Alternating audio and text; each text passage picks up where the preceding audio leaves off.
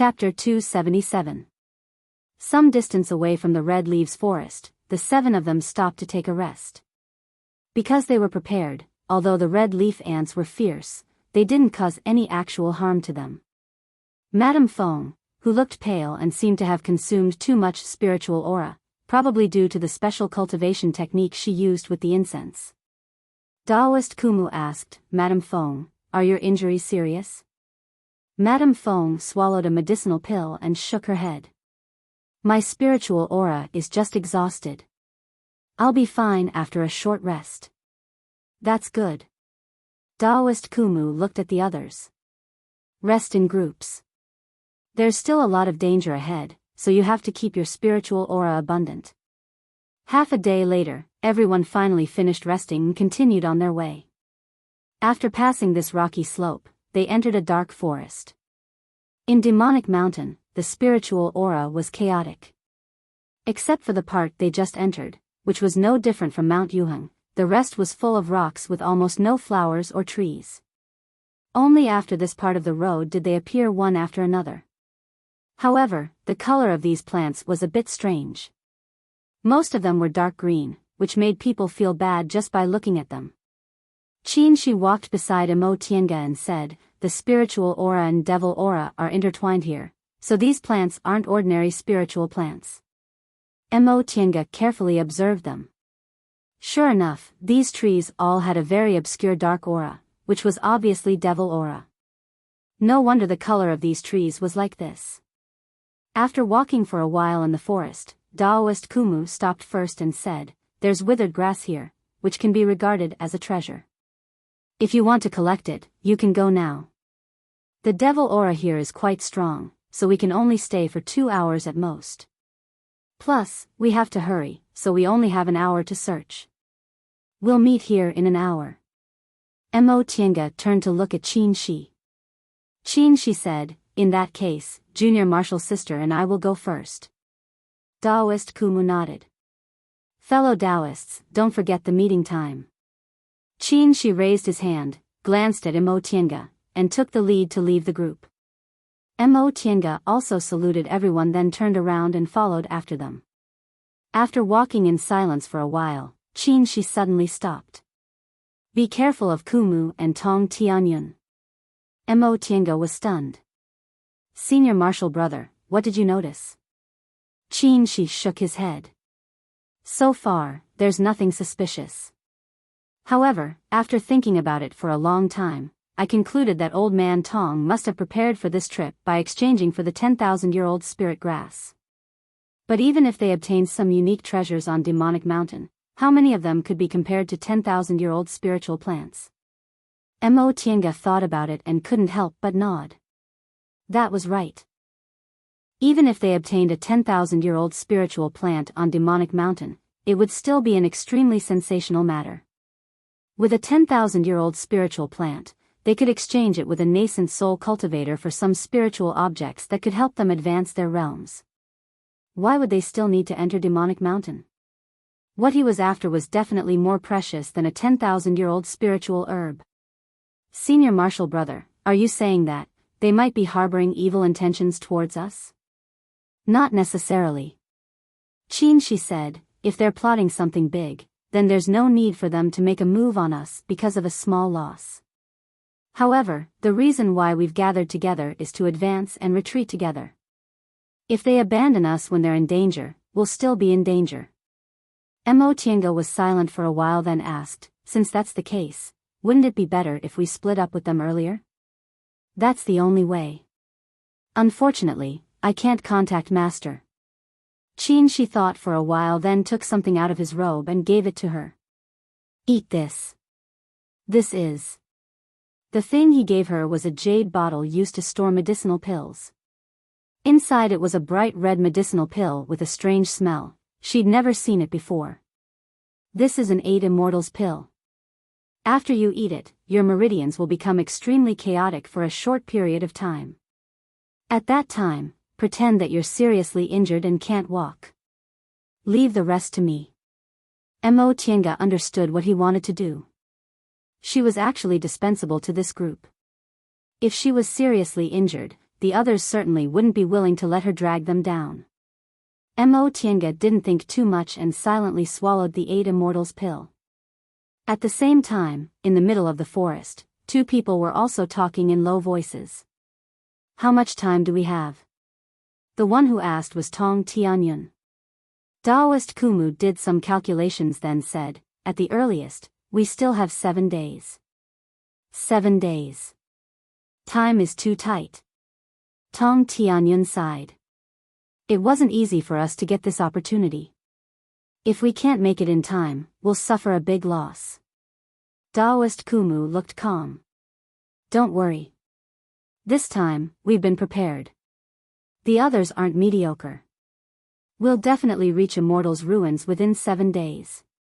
Speaking of this, a trace of ruthlessness flashed across Tong Tianyun's thin face. Madame Feng is seriously injured. Will she drag us down? Daoist Kumu snorted and said coldly, you can rest assured about this. I've already thought about it. After we pass this forest, we'll encounter the chaotic forbidden zone. At that time, as long as we play a little trick, Madame Feng definitely won't be able to pass. That's for the best. Tong Tianyun thought for a moment then asked, what about Mo Qingwei? Although her divine sense is indeed outstanding and her means aren't bad, her cultivation level is still a bit lacking. Forget about her, Daoist Kumu said slowly. Daoist Kumu said slowly, look at Qin Shoujing. He obviously values this junior martial sister very much. If we play any tricks, I'm afraid we won't be able to hide it from him. It'll be bad if he turns against us. Besides, Madame Feng is seriously injured, but Mo Qingwei has been preserving her strength. She's more or less a help. In times of crisis, we can just ignore her. As he said that, he glanced at Tong Tianyun. So it was you who advised me that this Master Daoist Qingwei's strength isn't bad. She probably won't drag us down. Tong Tianyun smiled, his dry face distorted horribly. He nodded in agreement. You're right. Although Mo Qingwei's cultivation level isn't high, she's extremely lucky. She hasn't been injured along the way, and judging from her moves, she's also not bad in fights of magical power. He then shook his head. Alas, this Qin Shoujing is really something. What kind of place is Demonic Mountain? He actually brought his junior martial sister who just formed her gold core. Not only do we have to worry about Qin Shoujing, but we also have to worry about their master, Lord Daoist Jinghe. Being tied up is really troublesome. Daoist Kumu snorted and said, why don't you think about it? If Mo Qingwei doesn't come, where can we get 10,000-year-old spiritual plants? Although crystal soul jade is good stuff, it's nothing in the eyes of those nascent soul cultivators. Without 10,000-year-old spiritual plants, we don't have the capital to bargain. That is true. Tong Tianyun was persuaded by Daoist Kumu, but after thinking about it, he still had some doubts. He asked, don't you think this Mo Qingwei looks a bit familiar? Daoist Kumu didn't take it seriously and said casually, does she look like an old lover of yours? Tong Tianyun snorted. I don't look like a human or a ghost. How could I have an old lover? Don't you really think she looks familiar? Especially when she fights of magical power. Hearing that, Daoist Kumu also remembered. It seems a bit familiar, but isn't she an elite disciple of Xianqing school? She's so young and has just formed her gold core, so she must have been cultivating on Mount Taikang. How could we have seen her? We might not have seen her in person. Tong Tianyun said while thinking, I think. I seem to have seen someone who looks a bit similar to her. Similar? Daoist Kumu thought for a long time and shook his head. I don't have any impression. Her surname is Mo, but we don't seem to know any cultivators with the surname Mo. Tong Tianyun thought for a while but couldn't think of anything. Just as he was about to say something, his divine sense suddenly sensed someone approaching. He immediately said, someone's back. Before long, a person came out of the dense forest. When the two of them saw who it was, they were both shocked. He didn't even have the strength to greet the two of them. He put Imotinga down, fed her a medicinal pill, and felt her meridians. His brows furrowed even more tightly. Fellow Taoist Shojing, what happened? Taoist Kumu asked first. She didn't even raise his head. We encountered demonic beasts. Although it was just a sentence, the other two looked at each other and saw the surprise in each other's eyes. Imotinga was obviously injured. Her chest was full of bloodstains, her face was pale, and her breath was weak. It seemed her injuries weren't light. Tong Tianyun also reached out, pressed Imotinga's pulse, and explored her meridians. He frowned as soon as he did. Her meridians were too chaotic. He gave Taoist Kumu a look, and the two of them fell into contemplation. Madame Fong was seriously injured, but at least she could move freely. Imotinga was obviously half dead, much more seriously injured than Madame Fong. She looked a little anxious as if he didn't see anything. He supported Imotinga and asked softly, "Junior Marshal Sister, how are you?" Imotinga opened her eyes with difficulty but immediately closed them again. She just shook her head gently. "Don't worry, she said. His voice was unprecedentedly soft. "Rest for a while. When we get out of the forest, we'll find a place to heal your injuries." Hearing this, Taoist Kumu and Tong Tianyun looked at each other with a strange expression. Shojing actually wanted to stall for time. Cough. Taoist Kumu cleared his throat and said, "Fellow Taoist Shojing, how could your junior martial sister be so seriously injured?" She didn't look up. "It's useless to talk about this now. Fellow Taoists, let's get out of the forest quickly. You don't have to worry. My junior martial sister can take care of herself." The two of them didn't speak anymore. They communicated with each other with their eyes, both feeling a little unhappy. They both understood the meaning of Shi's words.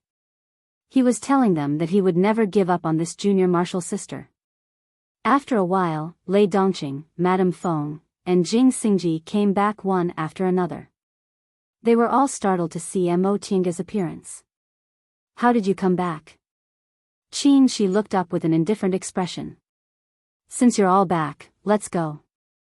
Fellow Taoist Shojing. Taoist Kumu finally spoke. "Your junior martial sister is so seriously injured. Do you still want to take her with you?" She glanced at him and said gloomily, "What do you mean, fellow Taoist Kumu? Do you want me to leave my junior martial sister here?" "Of course not." Taoist Kumu hastily denied. "It's just, your junior martial sister's injuries won't heal in a short time. If fellow Taoist insists on continuing, I'm afraid her injuries will only worsen, won't they?" Shi's expression softened and he said, "Then, what's fellow Taoist's idea?" Seeing that he didn't seem to be angry, Taoist Kumu continued to say, "I have an idea, but I don't know what fellow Taoist Shojing thinks. We've only been on Demonic Mountain for 2 days, and most of the time was wasted on other things. If fellow Taoist takes your junior martial sister out of Demonic Mountain now, it'll only take 1 day at most. In that case, why don't you take her back and come back?" Right after he finished speaking, she sneered. "Fellow Taoist, this is a good idea. In the end, you still think my junior martial sister is a burden to you, right?" Fellow Taoist Kumu didn't say that. Tong Tianyun took over the conversation. His hoarse voice was a bit harsh. "Fellow Taoist, think about it. Master Taoist Qingwei's injuries are so serious. What will happen if she continues? You don't have to worry about that. I'll protect her." Fellow Taoist Shojing. Seeing how stubborn he was, Taoist Kumu was also annoyed. "We entered Demonic Mountain to look for treasures.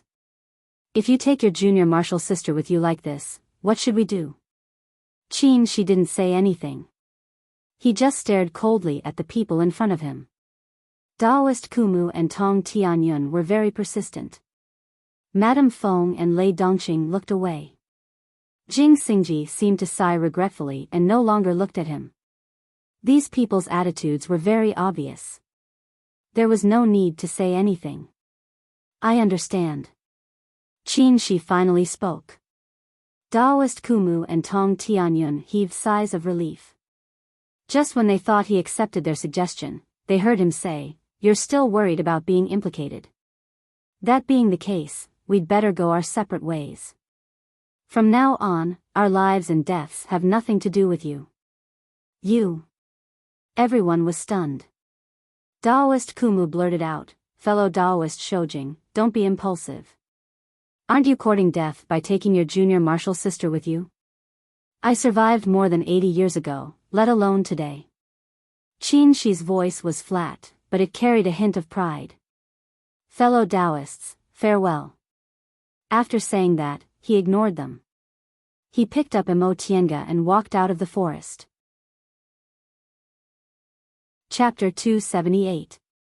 After Qin Shi and Emo Tienga left, the forest became quiet.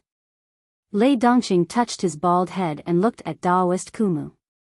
What's wrong with Qin Shojing? He wasn't this kind before. Madame Feng sneered and said, "I'm afraid he has some thoughts about this junior martial sister. I really didn't expect Qin Shojing to have such a day." Woman Feng. Lei Dongqing squinted at her. "Are you dissatisfied because you couldn't seduce him?" Madame Feng still sneered. "No matter how talented Qin Shojing is and how handsome he is, what does it have to do with me? Aren't you jealous at all?" Lei Dongqing asked recklessly. Madame Feng was annoyed.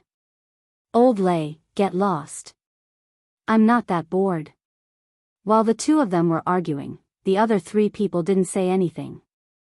After a while, Daoist Kumu finally understood and looked at Jing Xingji. "Fellow Daoist Jing, what do you think?" Jing Xingji, who had been thinking, shook his head. "I can't guess Qin Shojing's thoughts. Since he doesn't want to accept, we can only do this." Daoist Kumu and Tong Tianyun glanced at each other, feeling depressed. They were clear about Qin Shojing's ability. Back then, he was already the strongest among them, let alone now. The peak stage of the core formation realm was much stronger than the middle stage of the core formation realm. In fact, they were afraid of inviting Qin Shojing this time. After more than 80 years, no one knew how strong he was now. Last time, when they saw him fighting with Jing Xingji in the middle of the night, they secretly asked Jing Xingji about it, but Jing Xingji didn't say anything. However, judging from his expression, he was obviously very afraid of Qin Shojing. Now that Qin Shojing left, the strength of their team was greatly affected, and they didn't know whether they could pass the next hurdle or not. Tong Tianyun knew what Daoist Kumu was thinking and whispered, "It's good that he left. Otherwise, we still have to be on guard against him." Daoist Kumu nodded inwardly. Indeed, Qin Shojing was a great help, but if he fell out with them, it would be troublesome. Clearing his throat, Daoist Kumu raised his voice. "Everyone, since those two fellow Taoists have other ideas, we shouldn't force them. Only the 5 of us will go next. We all know that." Lei Dongqing pouted. "There's no other way. Old Daoist, let's find a place to rest first. There aren't many people, and they're all injured." Among them, Madame Feng was the only one who had suffered the most serious injury. Naturally, he said this for her sake. Upon hearing what he said, Madame Feng's expression eased a little, and she also looked towards Daoist Kumu. Hesitation flashed in Daoist Kumu's eyes, but he quickly made a decision. "All right, let's get out of here as soon as possible and find a safe place to rest for the time being." In any case, their current strength was a bit lacking, but Madame Feng couldn't be left behind. Once they were out of the forest, Qin Shi summoned his flying cloud and flew close to the ground with Emo Tienga in his arms. Emo Tienga moved several hundred miles away before she finally raised her head and asked, "Are you all right now?" Qin Shi stopped the flying cloud and let go of her. With an expressionless face, he said, "It's all right now. You should adjust your breathing first. After a while, your spiritual aura will flow smoothly." Emo Tienga looked around. The place they were currently in was a flat grassland. What was rare was that this place was full of pure spiritual aura and didn't have any devil aura at all. Because of that, the weeds grew very lush and green. It was a normal color. She randomly chose a place to sit down and meditated cross-legged. The 8 Immortals pill was actually a kind of medicinal pill that could help with cultivation. It was concocted from 8 kinds of rare spiritual plants. When one took it, the spiritual aura seemed chaotic, but in fact, it was because the medicinal power of this medicinal pill impacted the meridians. As long as one meditated and adjusted their breathing for a while, the medicinal power would flow smoothly. Just now, when Mo Tiange took the 8 Immortals pill, they casually got some blood from the Fengsheng beast's corpse, so it looked like she was attacked by a demonic beast. If one looked carefully, it would be very easy to see that she wasn't really injured. However, men and women were different, and Qin Shi was here, so Kumu and Daoist Kumu naturally wouldn't look carefully. Mo Tiange began to adjust her breathing. Qin Shi raised his hand and summoned the 3 Yang real fire sword. With a wave of his hand, the sword turned into thousands of red sword lights that leisurely circled around the 2 of them, forming a sword formation around them. When Mo Tiange finished adjusting her breathing, she opened her eyes and saw this incomparably gorgeous sword lights. She secretly praised in her heart. No wonder there are so many sword cultivators. Not only are they strong in fights of magical powers, but their sword moves are always more gorgeous than other spells. Seeing that she finished adjusting her breathing, Qin Shi, who was also meditating on the side, also opened his eyes. Done? She had completely dissolved the medicinal power of the 8 Immortals pill, so her meridians were very smooth. Qin Shi stood up. Then let's go. Mo Tiange silently stood up and followed him. Qin Shi knew the route of Kumu and the others very well, so he deliberately avoided them and chose another direction. Since we're not going the same way as them, we might as well take a shortcut. Mo Tiange was a bit confused. Senior Marshal brother, since we can take a shortcut, why did we go with them in the beginning? Qin Shi didn't speak for a while. After a while, he said, there's a spiritual plant growing on that road, which is the main material for concocting clear sky pills. After a pause, he continued to say, more than 80 years ago, I entered Demonic Mountain together with them. Whether it's in terms of strength or character, they were both passable. Besides, your father was also friends with them back then, so presumably, you'd also be willing to meet his old friends.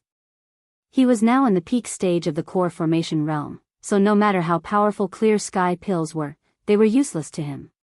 Presumably, the second reason was the real reason. Mo Tiange lowered her head and didn't say anything. She didn't know whether this was an illusion or not, but it really terrified her. Ever since she left Xianqing school with him, the things that happened and the times they spent together made her doubt what she originally believed. She vaguely felt that this was the senior martial brother Qin from back then. There were some things he didn't need to do at all, but if he did, there would be no other reason than to think of her. Could it be that her previous perception was wrong? It wasn't that Qin Shi was Qin Shoujing, but that Qin Shoujing was Qin Shi? It's useless to talk about this now. He sighed softly, looking very worried. This time, not to mention others, Kumu and Old Tong are obviously disloyal. That being the case, it's better if we don't go the same way as them. It'd be best if we don't run into them again. Mo Tiange answered with her head lowered, absent-mindedly. Qin Shi noticed this and turned to stare at her. What are you thinking about? Huh? Mo Tiange felt as if she was caught doing something bad on the spot, so she was a bit flustered. No, nothing. After staring at her for a long time, Qin Shi turned back. Focus. There's only the 2 of us, so we can't be distracted. Got it. Before they set off, she was resentful that Qin Shi ignored her existence. Now that they were on Demonic Mountain, she had to be more careful if she didn't want to be looked down upon by him. Mo Tiange took a deep breath, threw her messy thoughts to the back of her mind, and followed him briskly. After walking for a while, Qin Shi suddenly stopped and listened attentively, seemingly using his divine sense to detect something. After a while, he said, "How's your breath-concealing technique?" Breath-concealing technique? Mo Tiange didn't understand what he wanted to do. However, although her breath-concealing technique was ordinary, it wouldn't be a problem for her to pretend to be a mortal with the spirit-concealing pendant on her. She immediately stopped using the art of chaotic origin, concealed her aura, and asked, "Is this okay?" She was slightly surprised. "What kind of breath-concealing technique is this? It's actually so miraculous?" Mo Tiange shook her head. "My breath-concealing technique is really ordinary. I have to thank Senior Marshal Brother's spirit-concealing pendant for this. When I met Great Ancestor back then, Great Ancestor refined this pendant again. With this thing, I can completely conceal my aura." "I see." With this explanation, she felt relieved. Since a deification senior refined this pendant, it was naturally much stronger than when he refined it. Mo Tiange hesitated for a moment, then asked, "Senior Marshal Brother, if we completely conceal our aura, we won't even be able to release our protective spiritual aura. What if we encounter a wandering restriction?" She didn't answer immediately. Instead, he waved his arm, taking back the light curtain formed by the 3 young real fire sword that had been protecting them. He then used an art. After a while, he also didn't carry any spiritual aura on his body, just like her. After that, he took out 2 talismans and handed one to her. "This is a spirit-transforming talisman. It can form a barrier around your body. Outsiders can't feel it, but it can block those restrictions." Mo Tiange took it, nodded, and stuck it on her body as he said. After that, she said, "There are people fighting ahead. Their cultivation levels are only in the foundation building realm, but we don't need to cause trouble. We can just go around them." And Mo Tiange didn't object. They had their own destination, so it wasn't worthwhile to get involved in a dispute for these spiritual treasures. They were only foundation building cultivators now. Maybe some core formation cultivators would pass by later. If they got involved, they wouldn't be able to get rid of them. After doing all that, the 2 of them turned into flight lights and continued to move forward silently. After a while, Mo Tiange also sensed something with her divine sense. There were spiritual aura fluctuations in the distance. 2 groups of people were fighting. This was a common occurrence on Demonic Mountain. Although there were many secret treasures on the mountain, there were dangers everywhere. Cultivators below the nascent soul realm didn't dare to go too deep and could only try their luck in the periphery. If they happened to see a spiritual treasure, just like the boat-shaped magic weapon they saw, it would cause a lot of people to fight over it. Therefore, on Demonic Mountain, not only did they have to guard against the restrictions left behind, but they also had to guard against demonic beasts, poisonous creatures, and sneak attacks from other cultivators. In this way, most of the cultivators who died on Demonic Mountain were killed by their own kind. Mo Tiange was about to quietly go around when she suddenly stopped. There were 2 groups of people fighting. One group had 6 people, and the other group had 5 people. In the group of 6, there were 4 men and 2 women.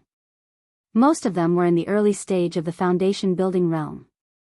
1 man and 1 woman were in the middle stage of the foundation building realm. Although they had 1 more person than their opponents, they were in a suppressed situation. Among the 5 opponents, 4 were in the middle stage of the foundation building realm, and only 1 was in the early stage. Right now, both sides were fighting fiercely. Magic tools were all used, and spells filled the sky. Near them, Mo Tiange saw a stalk of spiritual plant that looked several thousand years old. Although they were fighting fiercely, they cautiously avoided that stalk of spiritual plant.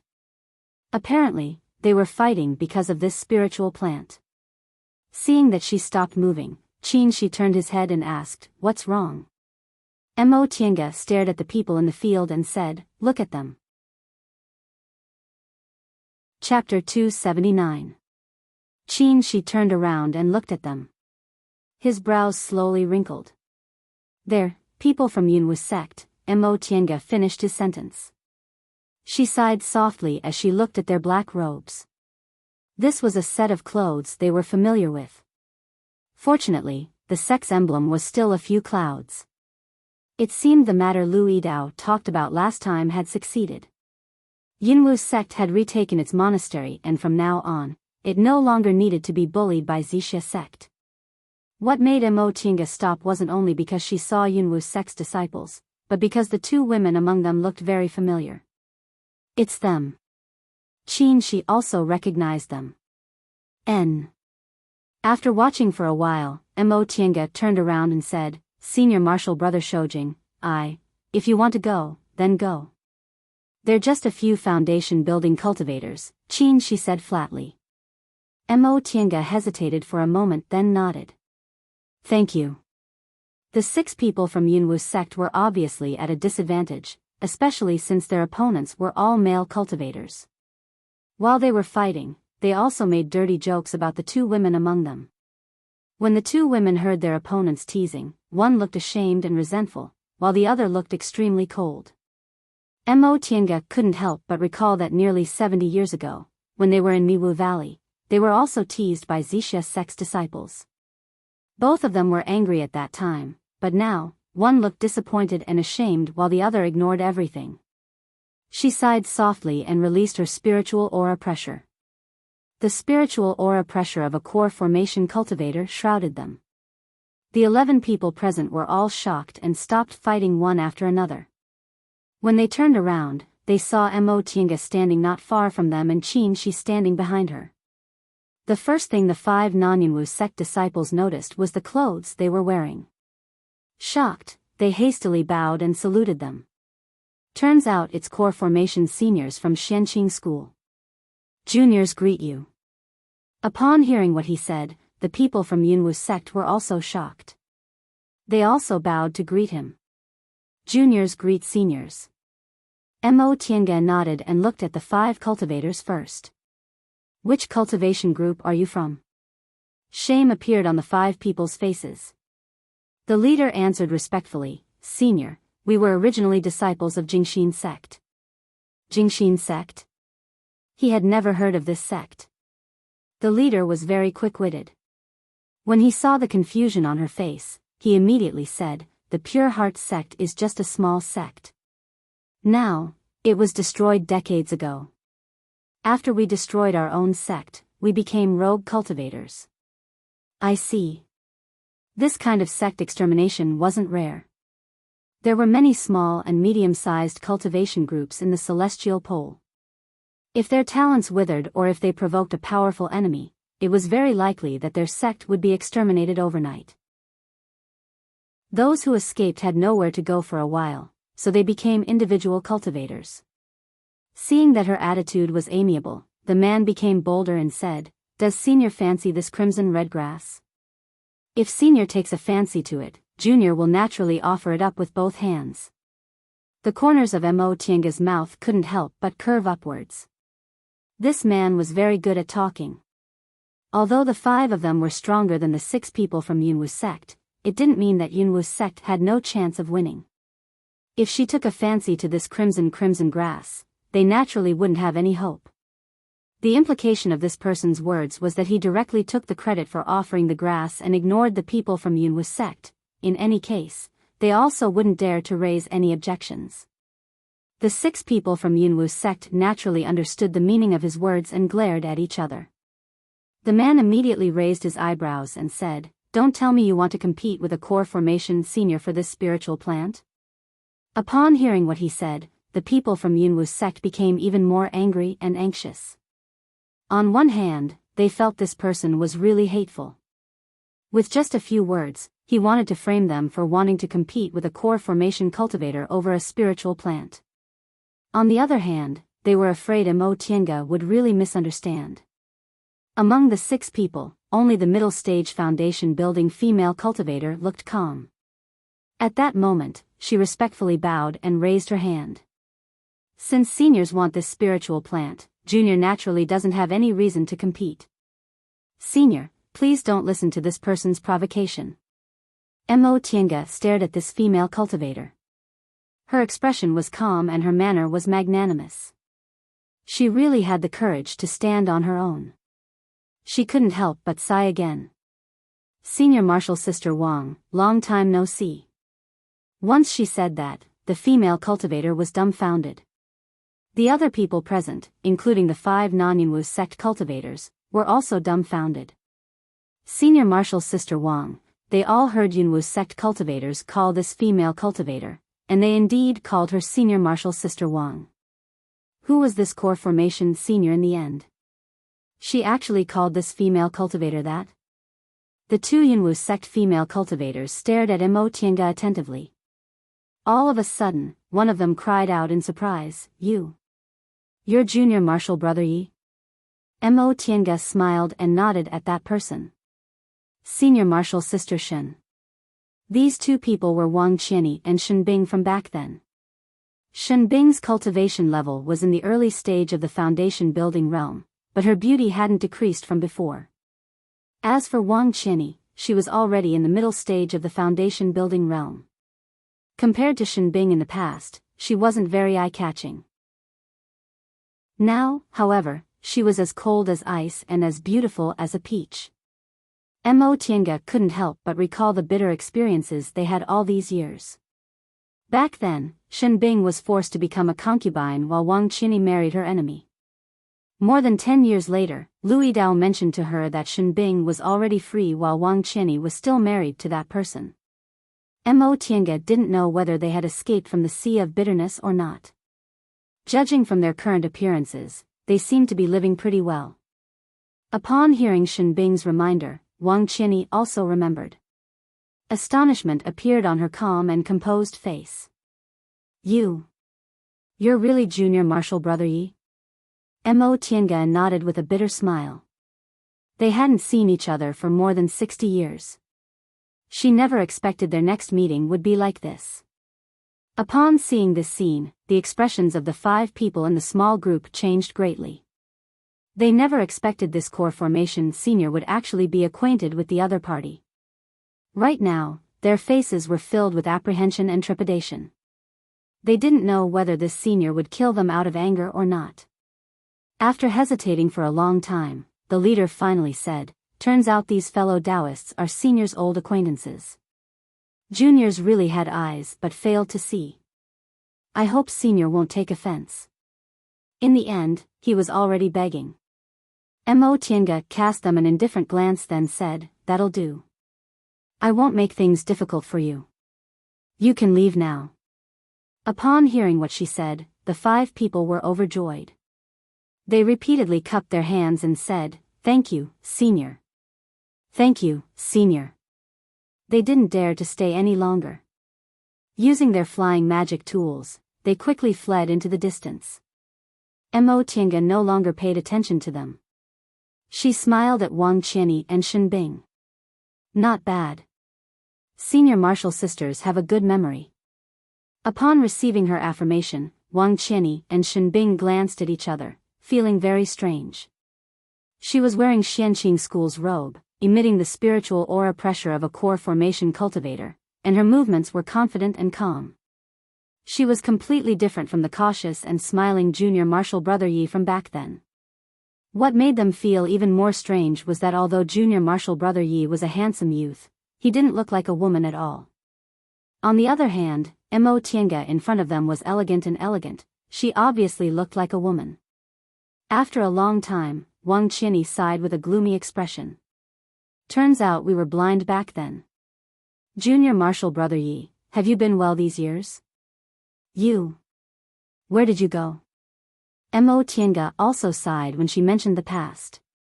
When she met Lui Dao at Xianqing School, although they talked about what happened after they parted, she asked him not to reveal her whereabouts.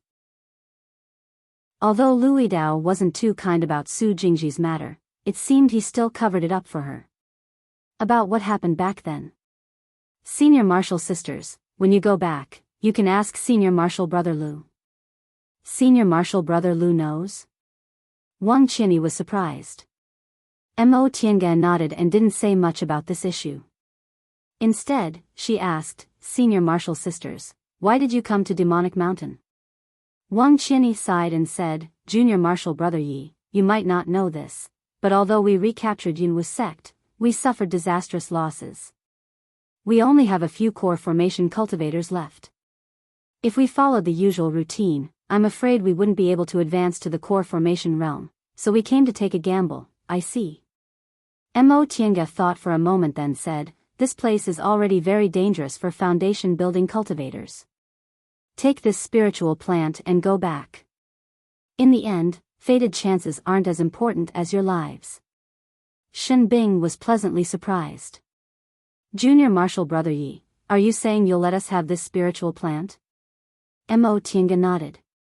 She naturally didn't care about a mere 1,000-year-old spiritual plant. She thought again and took out several jade bottles and talismans from her robe. Now isn't the time to reminisce. If we're fated, we'll go out and talk about our feelings after we parted. Take these medicinal pills and go out. This dangerous place isn't something you can handle.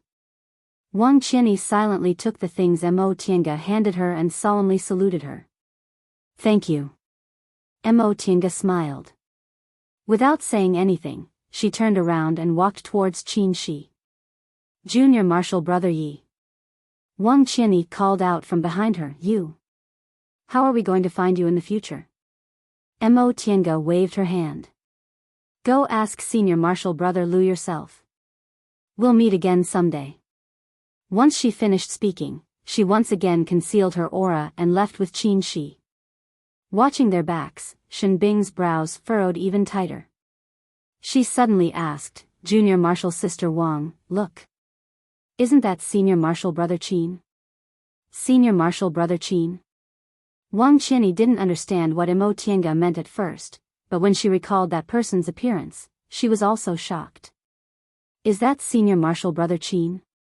It's most likely him. Shen Bing watched their backs as they left together. Her expression was complicated. So Junior Martial Brother Yi is actually a woman, and he also became a disciple of Xianqing School together with Senior Martial Brother Qin. I really don't know what they experienced. The two of them looked at each other in silence, pondering in their hearts. Mo Tiange's appearance reminded them of many old things. Some of these old things were very happy, but some were very sad.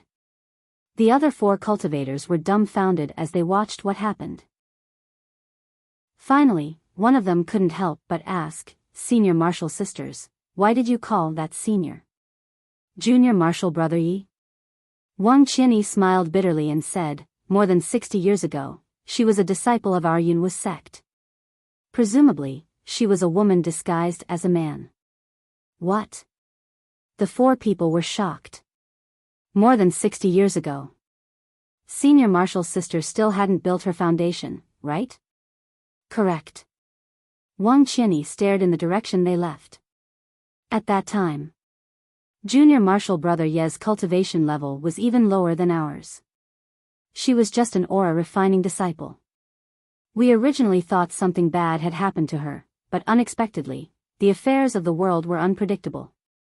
Mo Tiange couldn't help but think of these words. Back then, Junior Martial Brother Yi, Senior Martial Brother Qin, and Senior Martial Brother Jiang disappeared together. The branch master also said that Junior Martial Brother Yi was a traitor. Both Wang Qianyi and Shen Bing didn't believe it, but since they couldn't find Mo Tiange, they couldn't do anything about it. Later, they gradually forgot about this matter. She really didn't expect that after more than 60 years, they would actually see Junior Martial Brother Yi again.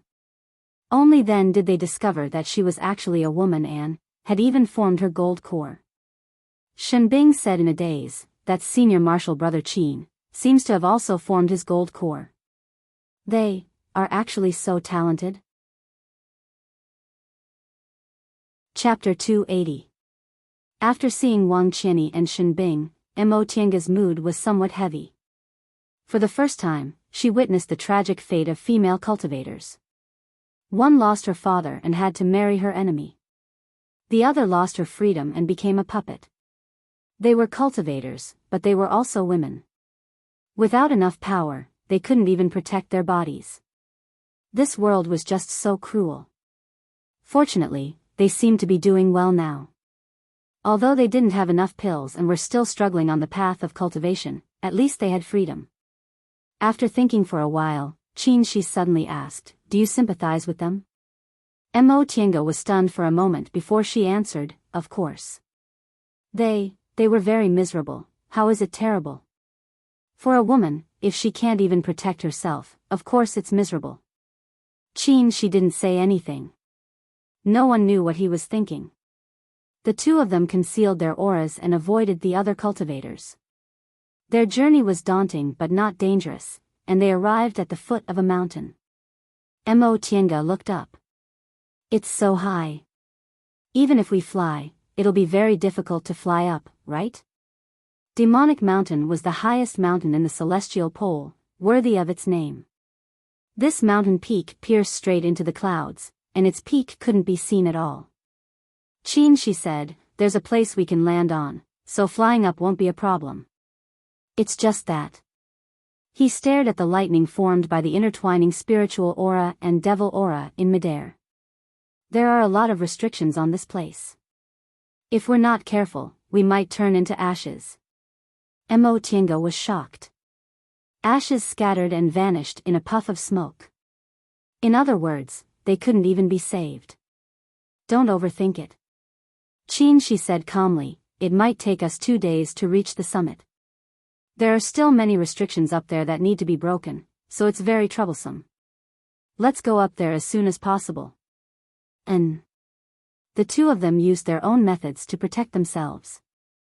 Mo Tienga used the art of primordial singular energy and took out the white silk handkerchief, transforming it into a mist-like barrier. Shi, on the other hand, also used his body-protecting art. He also made the 3 Yang real fire sword transform into a body-protecting sword formation that surrounded the two of them. Mo Tienga hesitated for a moment before saying, Senior Martial Brother Qin, you, come a bit closer to me. I don't have enough spiritual aura, so I can't reach this protective magic weapon. She was stunned. He didn't know whether it was because of the way she addressed him or because of what she said. In the end, he only responded softly. This peak was called 10,000 feet peak. Although it might not be 10,000 feet high, it was not far from it. The spiritual qi and devil qi in this area were turbulent and intertwined with each other. The two of them did not dare to fly too fast and could only advance bit by bit. To maintain the same distance, Mo Tienga didn't use her own flying magic weapon. Instead, she boarded Qi's flying cloud. Half a day later, the two of them rested on the mountain wall for a while before continuing forward. At this moment, they were already close to the place where spiritual aura and devil aura intertwined in the sky. They were surrounded by protective spiritual aura, followed by defensive talismans, then a layer of spiritual aura formed by Mo Tienga's white silk handkerchief, and finally, Shi's sword formation. Even with 4 layers of defense, he did not dare to let his guard down. When she passed through the spiritual aura and devil aura, Mo Tienga heard the sword formation outside making buzzing sounds. Fortunately, the 3 Yang real fire sword wasn't an ordinary magic weapon. Whether it was spiritual aura or devil aura, it was able to block it. However, every time he blocked it, the sword formation would emit a red light, and she would have to stop for a while to resist it. The two of them went up bit by bit, but the higher they went, the more difficult it became. In the end, it was no longer Shi's problem alone. Although his sword formation could block most of the attacks, it couldn't completely resolve them, so Mo Tienga used the white silk handkerchief to help. She had already said that they couldn't be the slightest bit careless in this place. As long as the spiritual aura and devil aura broke through their defense layer, there would be no way to save them and they would instantly turn into ashes. Here. When their spiritual aura was about to be exhausted again, she pointed at a tiny crack in the mountain wall. Inside it was an extremely small cave. In order to resist the restrictions, gales, and lightning formed by the intertwining spiritual aura and devil aura, they had to maintain enough spiritual aura. Now that their spiritual aura was almost exhausted, they had to find a place to adjust their breathing and recover. The two of them squeezed into this small cave with difficulty and heaved sighs of relief.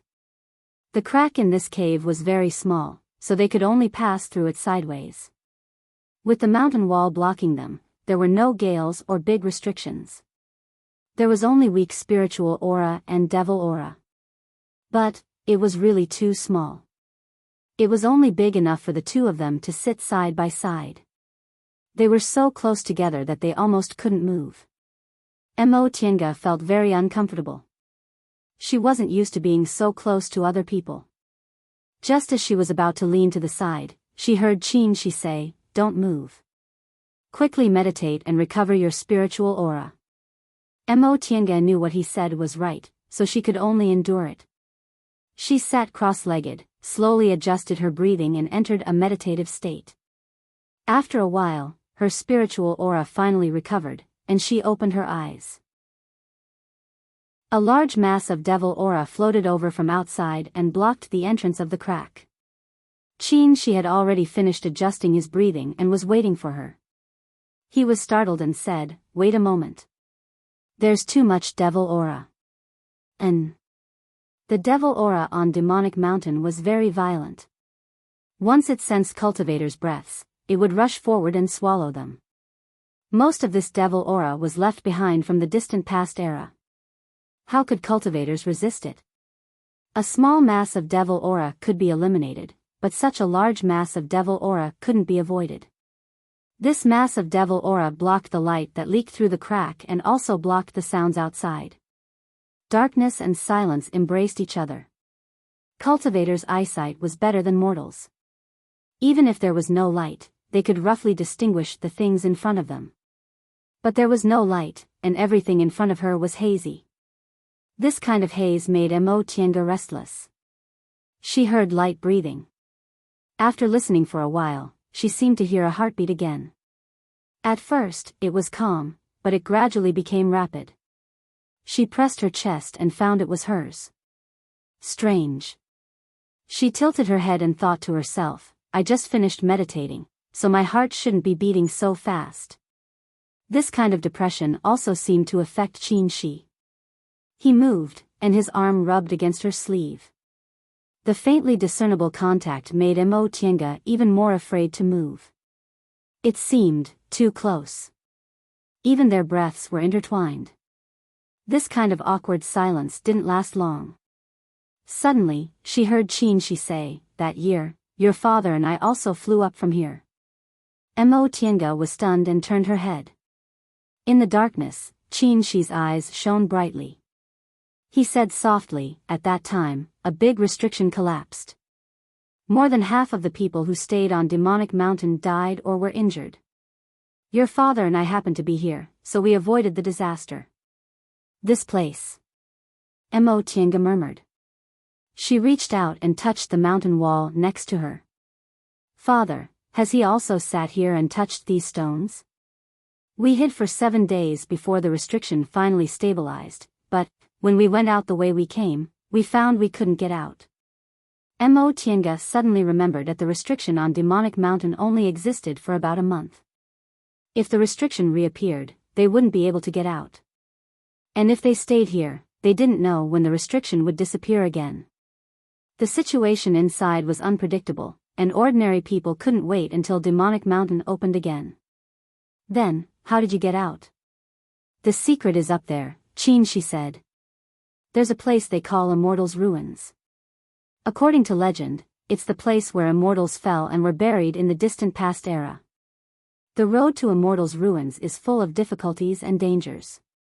Countless people died on that road in the past. However, they didn't know that there was actually a shortcut. If you go up this tens of thousands of feet peak, you'll reach the back of Immortals' Ruins." Mo Tiange was stunned. "There's a road in Immortals' Ruins that leads to the outside world?" Qin Shi shook his head. "That's not accurate. The terrain there is very complicated. No one knows which place Immortals' Ruins is referring to. After we were trapped on Demonic Mountain, we searched many places and finally found a place with a restriction that could be broken." Hearing this, Mo Tiange thought for a while and became even more confused. "If we can get out, can't we also go in? Doesn't that mean we don't have to wait for the restriction outside to disappear?" Qin Shi smiled and said, "Your thinking is too simple.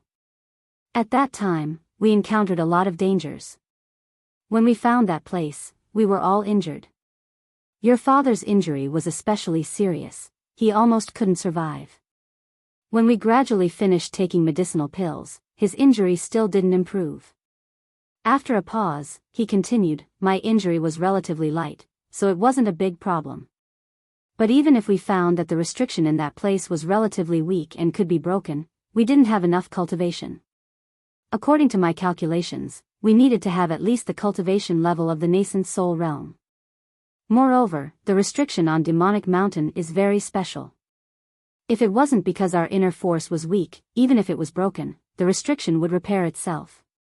I also thought so, but after I went out, I found that the restriction inside looked weak, but the one outside was much stronger than the one outside." Then, what happened next? The cultivation technique I practice is called the art of 3 primordial cycles. The 3 primordial auras are the 3 primordial auras of extreme yang, extreme yin, and neutral. The word cycle means a kind of secret technique, she said slowly. If I can absorb enough spiritual aura, I can temporarily break through my realm and reach the nascent soul realm. But this kind of nascent soul realm is only an illusion. It can only last for a very short period of time. The consequences are even more serious. It will make me fall back to the aura refining realm in an instant. So that's how it is. Mo Tiange suddenly saw the light. No wonder Father could help him leave Demonic Mountain. No wonder he lost a lot of his cultivation and became an aura refining disciple. When he was in Yunwu's sect, his cultivation probably really fell back to the aura refining realm, right? She continued, "When your father found out about this, he thought about it for 2 days and told me that his injury wouldn't heal anyway. That being the case, he was willing to use his cultivation to help me get out of trouble, but I had to promise to take care of his descendants on his behalf. I promised and even swore on my heart demon." In the darkness, his gaze swept over her and he said softly, "At that time, I didn't care at all. It was only a trivial matter. But I didn't expect it would be you." That was all he said, but it was enough to make people's imaginations roam. It would be her. What? What did he mean by that? The darkness and silence almost made her blurt out the question. But in the next moment, the devil aura gradually dispersed and light shone in again. He turned his head and his voice became cold again. "All right, let's continue." Chapter 281. The two of them cautiously went out through the gap, stepped on the flying cloud again, and used several layers of defense to fly up slowly. Right at that moment, they suddenly heard an eagle's cry. The two of them turned their heads and were both shocked. Not far away, between the turbulent spiritual aura and devil aura, a swift figure flitted past. When they took a closer look, they realized it was a giant horned eagle. A 6th-rank demonic beast. She frowned. The sword formation formed by the 3 yang real fire swords shone, and the flying cloud descended. "There's more than one over there." Mo Tiange pointed in another direction high up in the sky. There were also 3 giant eagles in the 6th rank flying there. One 6th-rank demonic beast was fine, but there were 4 in total. 6th-rank demonic beasts were equivalent to middle-stage core formation realm cultivators. Moreover, they were in midair, surrounded by drifting restrictions and gales, as well as lightning surging with spiritual aura and devil aura. Mo Tiange felt cold sweat all over her forehead. She was still very calm. The flying cloud continued to descend. The single giant eagle screeched again. They immediately felt the attention of the 4 giant eagles on them. The eagles screeched at each other a few times before flapping their wings and flying towards them. They came with bad intentions. Upon realizing this, Mo Tiange took out several magic weapons, including the magic weapons and spiritual talismans Lord Daoist Jinghe gave her. In midair, the giant eagles living here had an absolute advantage. Even if their cultivation levels were higher and they had more tricks up their sleeves, they would fall from here if they weren't careful. They'd been flying for almost a day. If they fell from here, they'd definitely die without a burial place. In the blink of an eye, the giant eagles arrived. They were as fast as lightning, and their flying speed was really amazing. Shi was still controlling the flying cloud to descend.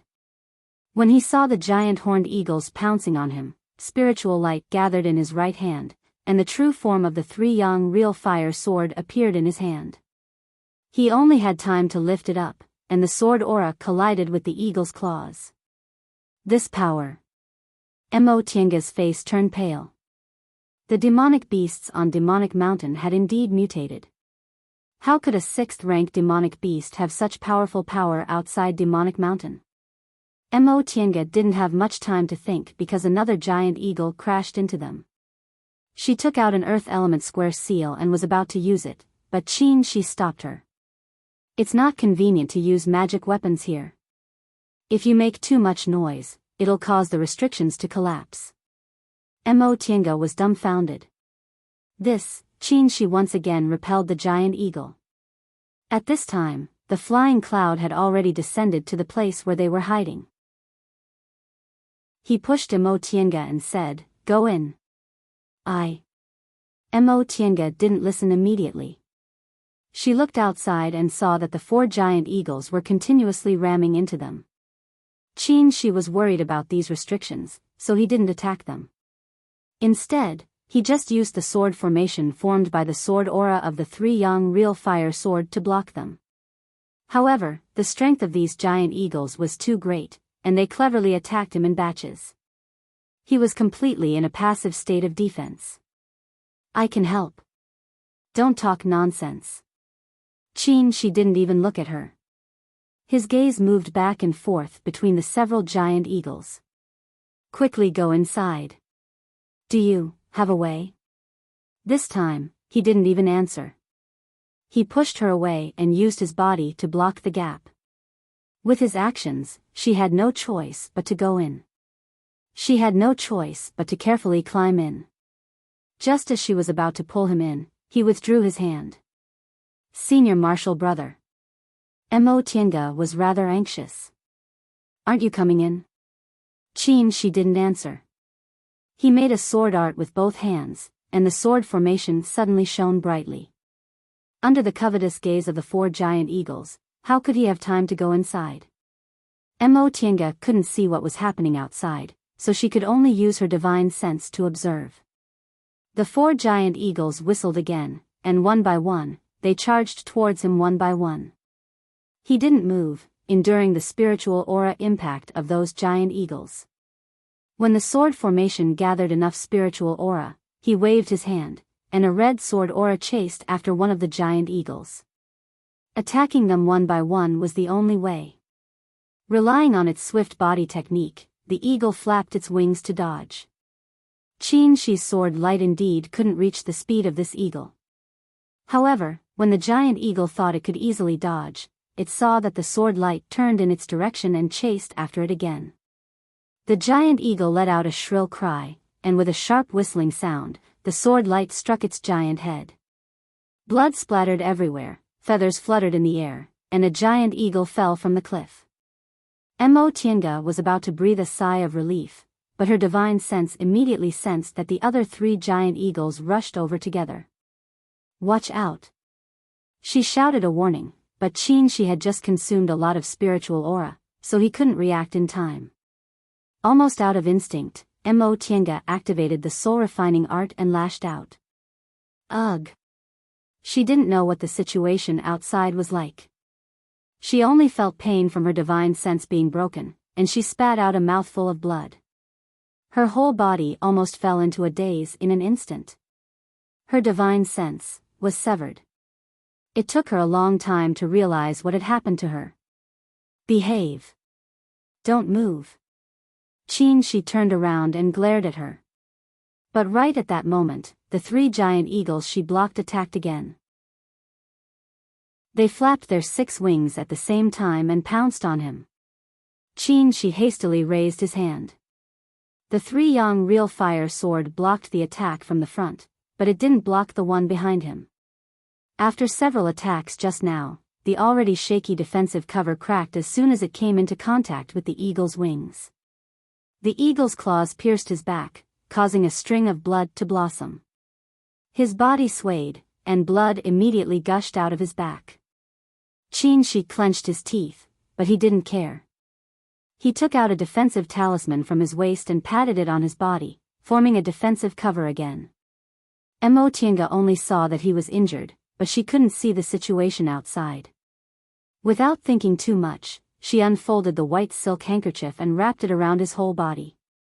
This time, he finally didn't refuse her help. He had seen the power of this defensive magic weapon with his own eyes. Although it couldn't block all attacks, it could at least relieve a lot of pressure on him. Nevertheless, he still said, "If you consume too much spiritual aura, take it back." Mo Tiange was stunned for a moment before she answered in a low voice. In her heart, she had already made up her mind. She couldn't do too many things here, but this was the only thing she could do. With the protection of the white silk handkerchief, she finally felt a bit more relaxed. However, he couldn't take care of the injury on his back, which kept bleeding. There were a lot of wandering restrictions in this place, and spiritual aura and devil aura were intertwining. For fear of causing the restrictions to collapse, he didn't dare to use other magic weapons and could only use the sword formation to fight against the double-headed eagle with his exquisite control of sword aura. He couldn't hold on for too long like this. This thought flashed across his mind. Not to mention the restrictions and gales, if the devil aura drifted over like before, it would be more than enough for him to bear. He turned his head to look at Mo Tiange inside the cave. The three giant eagles became even more indignant because of their companion's death, so they chased after him again. Qin sighed softly. He swung his hand, and the three young real fire sword once again turned into a red light that revolved around him. He closed his eyes and clasped his palms, completely ignoring the attacks of the three giant eagles. Because they saw their companion's death, these three giant eagles were full of hatred towards him, so their attacks became more and more crazy. The three spiritual auras heavily hit the defensive cover, and Mo Tiange felt her meridians go numb. Even though the white silk handkerchief's defense was amazing, such a powerful attack consumed a lot of spiritual aura. She immediately swallowed a lot of high-grade restorative panaceas. Without pausing for long, the three giant eagles once again rammed into her. This time, Mo Tiange couldn't control the white silk handkerchief anymore. The mist condensed and turned back into the white silk handkerchief, no longer able to maintain its defensive shape. For the third time, Qin withstood the attacks of the three giant eagles. He was injured just now, and after so many spiritual aura collisions, the defensive sword formation on his body already had a gap. Even the spiritual light protecting him was shaking and on the verge of shattering. Now, after being rammed by the three giant eagles, he almost fell down. Mo Tiange was extremely anxious. She couldn't care about anything else and used the soul refining art again. These giant eagles probably grew up in this special environment. They weren't afraid of gales, restrictions, devil aura, or a mutated divine sense. When she used the soul refining art just now, although one of them was injured, she herself was seriously injured. However, she could see that Qin was casting some kind of spell, so she had to block it for him. Otherwise, he would probably be seriously injured before he could cast it.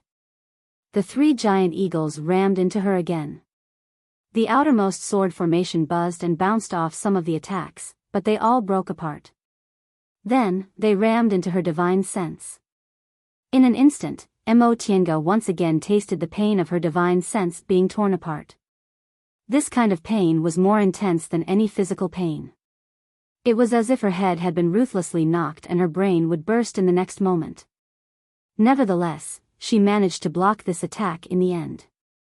Nevertheless, she knew she wouldn't be able to take care of it next time. Not to mention the fact that she'd just advanced to the core formation realm, so she didn't have enough magic weapons and methods. Even if she had magic weapons, she still wouldn't dare to use them because he said if she used magic weapons here, it might cause the restrictions to collapse. The dizziness in her head slowly disappeared. She opened her eyes and saw a bright light outside. Qin's body was wrapped in a dazzling white light. She saw a white bead flashing in his dantian. Although she'd never seen it before, Mo Tiange knew it was definitely that yang spiritual bead. The Yang's spiritual aura surged, causing the Yin's spiritual aura inside her body to become restless. Under the light of the Yang's spiritual bead, the three giant eagles seemed to have no idea what it was. They glided in the air and didn't dare to approach for a while. Their demonic beast instincts told them that this was definitely a dangerous thing. Therefore, one of them screeched. The three giant eagles once again flapped their wings, wrapped in spiritual aura, and charged towards Qin Shi together. Demonic beasts' attacks were this simple. They had innately sharp claws and teeth, and their bodies were like weapons. Such a simple attack was enough to give cultivators headaches. Spiritual aura converged, and the white light gently blocked the three giant eagles' attacks as if it didn't require any effort at all. Soon after, the white light spread and completely wrapped the three giant eagles. These eagles didn't know what was happening. They flapped their wings in the thick Yang spiritual aura, wanting to fly away. However, the Yang spiritual aura firmly wrapped them, making them unable to move. Gradually, they couldn't even flap their wings. The red sword light once again shone brightly, and the sword formation reformed. Amid the giant eagles' panicked cries, it slowly stabbed towards them. Puff, puff. They were pierced by the sword aura and fell down from the cliff. Senior Martial Brother. Mo Tianga's eyes and hands were quick. She grabbed Qin Shi, who was about to fall, and pulled him in with difficulty. Chapter 282. After an unknown amount of time, Qin Shi woke up from his coma. The narrow space and the dim light. There was a large mass of devil aura outside the cave. Fortunately, there was a layer of defense that blocked the devil aura outside. His body felt heavy. He looked down and saw Mo Tianga sitting motionlessly next to him. Her head was tilted and leaning against his body. Their palms were intertwined, making him feel cold and soft. His back was burning with pain. It was the wound caused by the giant eagle's tearing. But he also felt it was soft. He reached out to touch it. It turned out she put a shirt on it. What's going on? Why don't I feel like I'm hurt badly? Tianga, he called softly and pushed her. Mo Tianga didn't move. He had a bad feeling.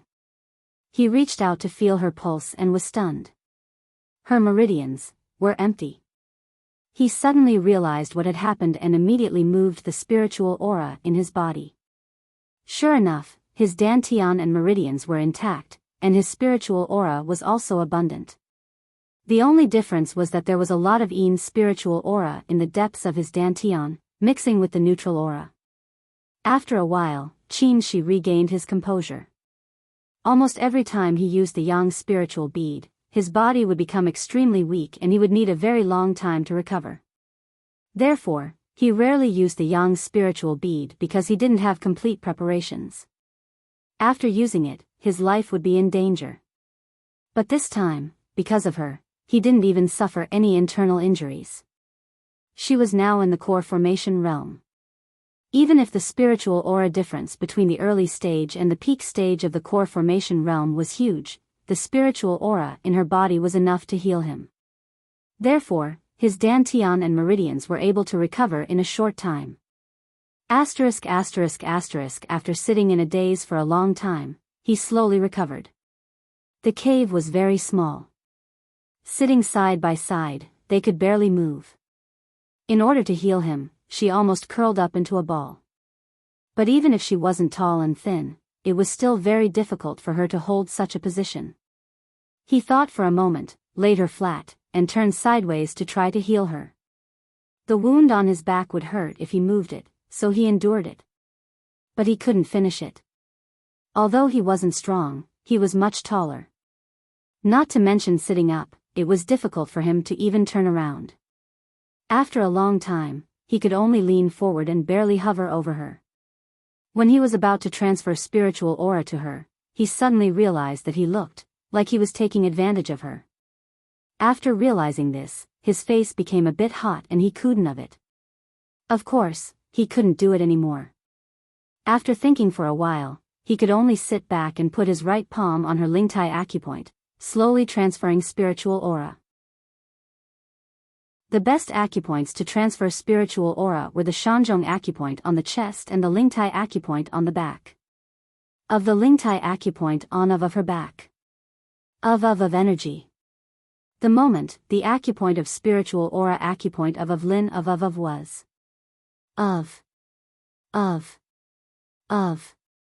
Of spiritual energy of yin of yang of the five elements. Of energy circulated of energy. Of spiritual energy. Spiritual energy of spiritual energy of energy of energy of her. Of her. However, this kind of uncontrollable flow was extremely smooth. When his yang spiritual aura entered her body, Yin's spiritual aura almost immediately gathered in her meridians. The five elements of yin and yang circulated endlessly. He knew her divine sense was injured, but he was powerless to do anything about it. He had never heard that divine sense could be used to heal injuries. It could only be slowly nurtured in one's sea of knowledge. He shook his head, stopped transferring spiritual aura, and continued to sit side by side. But on second thought, he felt this wasn't good. He took out a piece of clothing from his chinkuan bag and put it on her back. But on second thought, he felt this wasn't good, so he took out a piece of clothing from his chinkuan bag and put it on her back. The stones around them were very hard, so it should be more comfortable. The pain on his back became more severe. He knew he had lost a lot of blood, but this place was too narrow. He couldn't even take off his clothes in such a small space, let alone treat his wound. Thinking about it, he could only give up. In any case, for cultivators, it was only a small injury and wouldn't kill them. But because he lost a lot of blood, experienced a thrilling battle, and lost a lot of spiritual aura just now, his mind couldn't help but become muddled. Soon, he fell asleep again. Mo Tiange opened her eyes. She felt warm all over, almost making her want to stretch. But before she could do that, her head bumped into something. She screamed in pain and was about to cover her aching head when she heard a very gentle voice. "What's wrong?" Then a pair of hands wrapped around her, lifted her head, looked at her, and scolded, "How could you be so careless? Do you have any self-awareness as a cultivator? You're in a daze." She didn't wake up, so of course she was in a daze. She didn't say this because she felt the current situation was very strange. In fact, she wasn't in a daze very often. Most of the time, she was very sober and calm. Why did he always see her when she was in a daze? Her mind was in a mess. She shook her head to get rid of these inexplicable thoughts. Mo Tiange's eyes shifted as she recalled what happened before. They were attacked by a giant eagle on the cliff and were injured, so they stayed in this place to heal their injuries. But what's with his current attitude? "Senior. Martial brother Shoujing," she asked in a low voice. "What?" His voice sounded a bit unhappy, but his face didn't show it. Then he asked, "How are your injuries? Have you recovered your spiritual aura?" "Spiritual aura?" She immediately tried to circulate her spiritual aura, but she was stunned. She was a bit nervous when he saw her appearance. "Is there a problem?" Mo Tiange shook her head, still in a daze. No. Not only was there no problem, but she had never felt so good. Originally, there was only a small amount of yang spiritual aura in her body, but now, it almost formed a cycle around her gold core. No matter how stupid she was, she knew what happened. She transferred her spiritual aura to him to heal his injuries, and after he recovered, he transferred it back to her. Not only was there no loss of spiritual aura, but it also triggered the spiritual aura cycle in their bodies. She suddenly understood why her master was so keen on matchmaking them. It wasn't because he wanted to be a matchmaker, but because their cultivation techniques and their spiritual aura attributes would definitely complement each other if they performed dual cultivation. However, when she realized this, she felt very unhappy. Was it just because their dual cultivation was beneficial to each other? Your dantian and meridians are fine, but what about your divine sense? Hearing his question, she felt a headache again. She supported her head with her hand and shook her head. My divine sense was injured a bit badly. Qin, she nodded. He wasn't surprised at all. He said, although the soul-refining art is a good technique for winning by surprise, its shortcomings are also very fatal. You have to be careful when using it in the future. She answered softly. In the past, when she used the soul-refining art, she could even defeat those stronger than her. But this time, because of the special environment in which these giant eagles grew, she was the one who was injured. Now, her body was completely fine, but the injury to her divine sense would take at least several years to recover. By the way, senior martial brother, how are your injuries? He nodded and said with a smile, I'm fine. I have to thank you, it's nothing.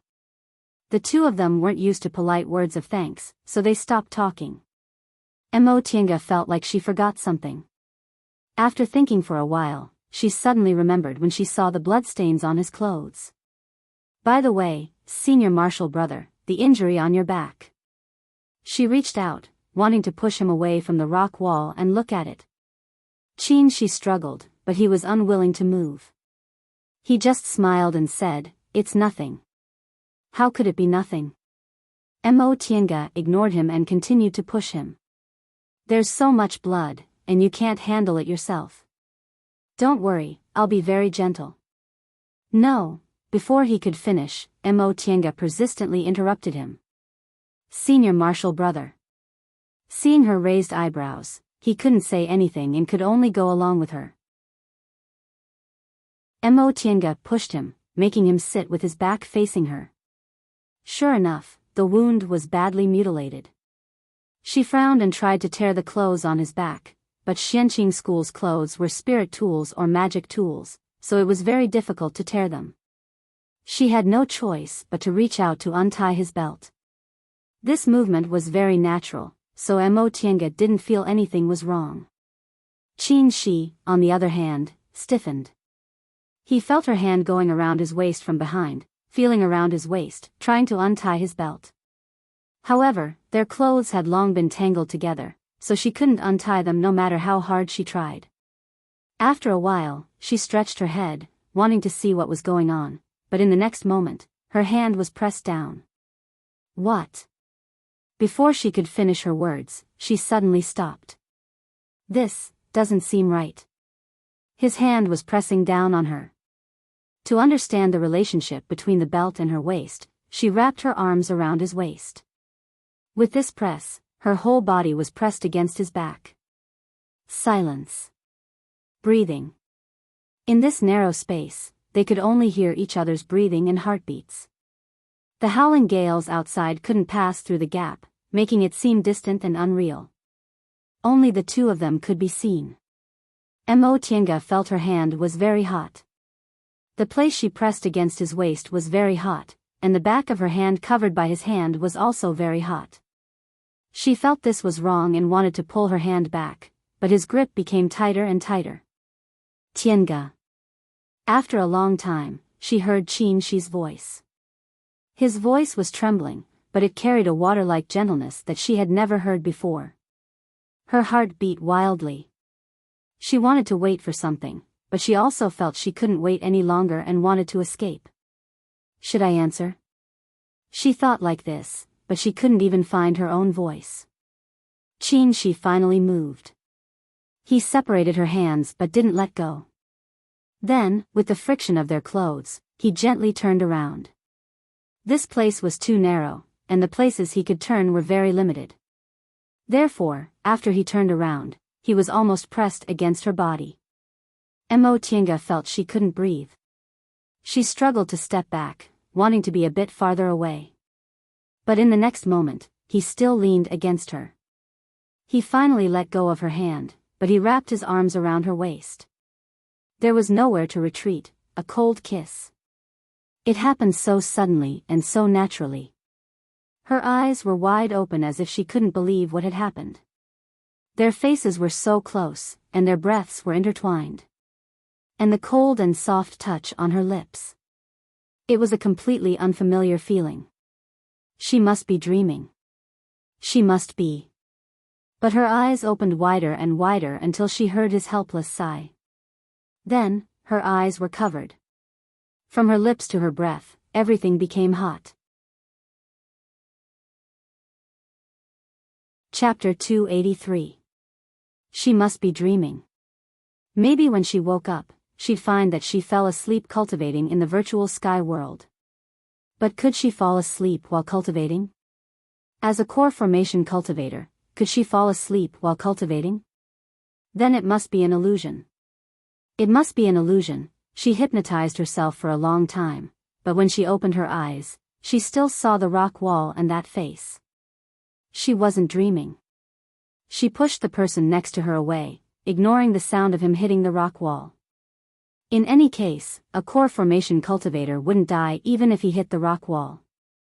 She picked up the things around her, wanting to throw them at him, but there was nothing around her. Where could she find anything? She put her hand into her chinkuan bag and smashed whatever she touched. Tienga. She didn't stop.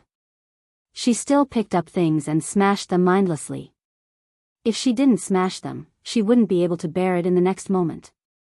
Oh! A low cry of pain entered her ears. She finally stopped, gasping for breath as she stared at the person who was so close to her no matter how she pushed.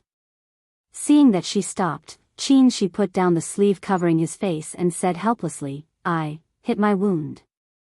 Mo Tienga calmed down and remembered the bloody and untreated wound on his back. With a cold expression, she said, "Turn around." He paused for a moment. His clothes rubbed against each other, so he obediently turned around. "Take off your clothes." Although he knew she meant he should take off his clothes to heal his wound, she still couldn't help but let his imagination run wild. He then untied his belt and took off his robe.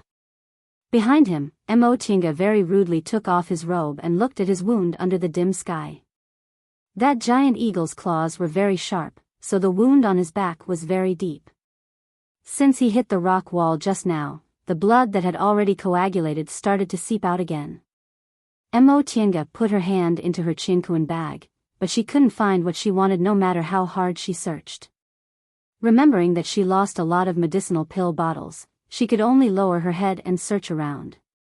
With great difficulty, she finally found a jade bottle. She pulled out the cork, poured the cold medicinal liquid into her palm, and directly patted it on his wound with a vengeful heart. He didn't cry out, but the muscles near the wound trembled, allowing her to enjoy the pleasure of revenge. This revenge made his mood much better. Next, he carefully cleaned his wound with medicinal liquid, sprinkled some medicinal powder, and cast a small healing spell to make the wound not look so terrible. Finally, he used a small flying sword to cut off the clothes he had taken off and used it to bandage the wound. After doing all this, Mo Tienga once again felt something was amiss. In a narrow space with a half-naked man beside her, and not long ago, this man had done such a thing to her. So she thought for a moment and said, "Put on your clothes." He touched his nose, turned sideways, and said innocently, "You tore my clothes." Mo Tienga was dumbfounded. She couldn't help but feel angry again. However, when she recalled his wound, she forcefully swallowed her anger and said angrily in a low voice, "Do you only have this one set of clothes?" Of course it was impossible. They weren't mortals. If a chinkuan bag could store so many things, couldn't it store a few clothes? He had no choice but to take out his clothes from his chinkuan bag, then said, "But I can't wear it with you tied up like this." Mo Tienga glared at him. "Give it to me." She took his clothes and roughly helped him put them on. His naked skin was unconsciously brushed against. At first, her heart was filled with a nameless fire. Her heart was filled with anger, but in the end, it turned into awkwardness. She had lived for more than 80 years. Among mortals, her current age would make her an old lady. However, she was a cultivator who immersed herself in cultivation and had never experienced such a thing. She recalled the past 80 years.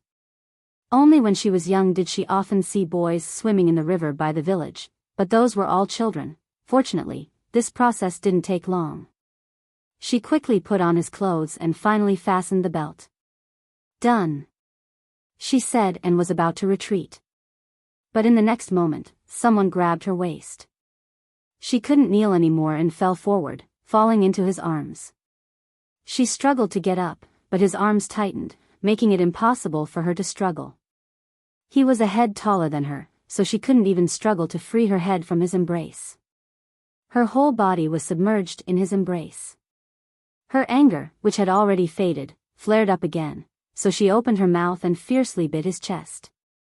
This kind of bite only made him groan, so she couldn't bite anymore and let go of him. The tears she originally thought would never come fell little by little. What the hell is going on? What does he want to do? He's so cold to me one moment, but he's like this the next. He's always so good that she can't help but misunderstand, but his words can make people freeze. One moment, he's Qin Shi, the next moment, he's Qin Shoujing. She clearly recognized him as Qin Shoujing and buried her feelings for Qin Shi in the depths of her heart, but as Qin Shoujing, Qin Shoujing, what do you want? She wiped away her tears little by little and asked calmly, "Didn't you say you don't covet anything from me? What are you doing now?" He was silent for a long time, but he didn't let go of her. After a while, he said slowly, I want to ask you, what do you mean by that?" He clasped her waist and lifted her up, not allowing her to escape even for a moment. "Am I Qin Shi or Qin Shoujing? What's the difference in meaning? Why don't you say it?" he asked. "I ended my closed-door meditation for you, went out to find medicine for you, and in the end, I almost lost half my life. Why do you say that to me?" Not answering. He pressed his lips against hers and bit her, bit by bit, as if he was kissing and biting. Then he shouted between her teeth, "What do I want? Why don't you ask me what you want?" This time, he didn't let her answer. Her waist was tightly held by him, and it wasn't a gentle kiss like before. Instead, it was close to biting and devouring. He never knew he was such a violent person, but at this moment, his heart was filled with the desire to destroy her.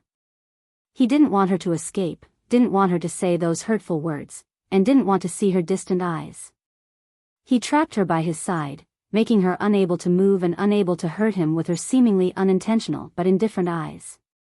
Normally, the sex robes couldn't be torn, but she didn't know what kind of technique he used, but it was almost completely torn.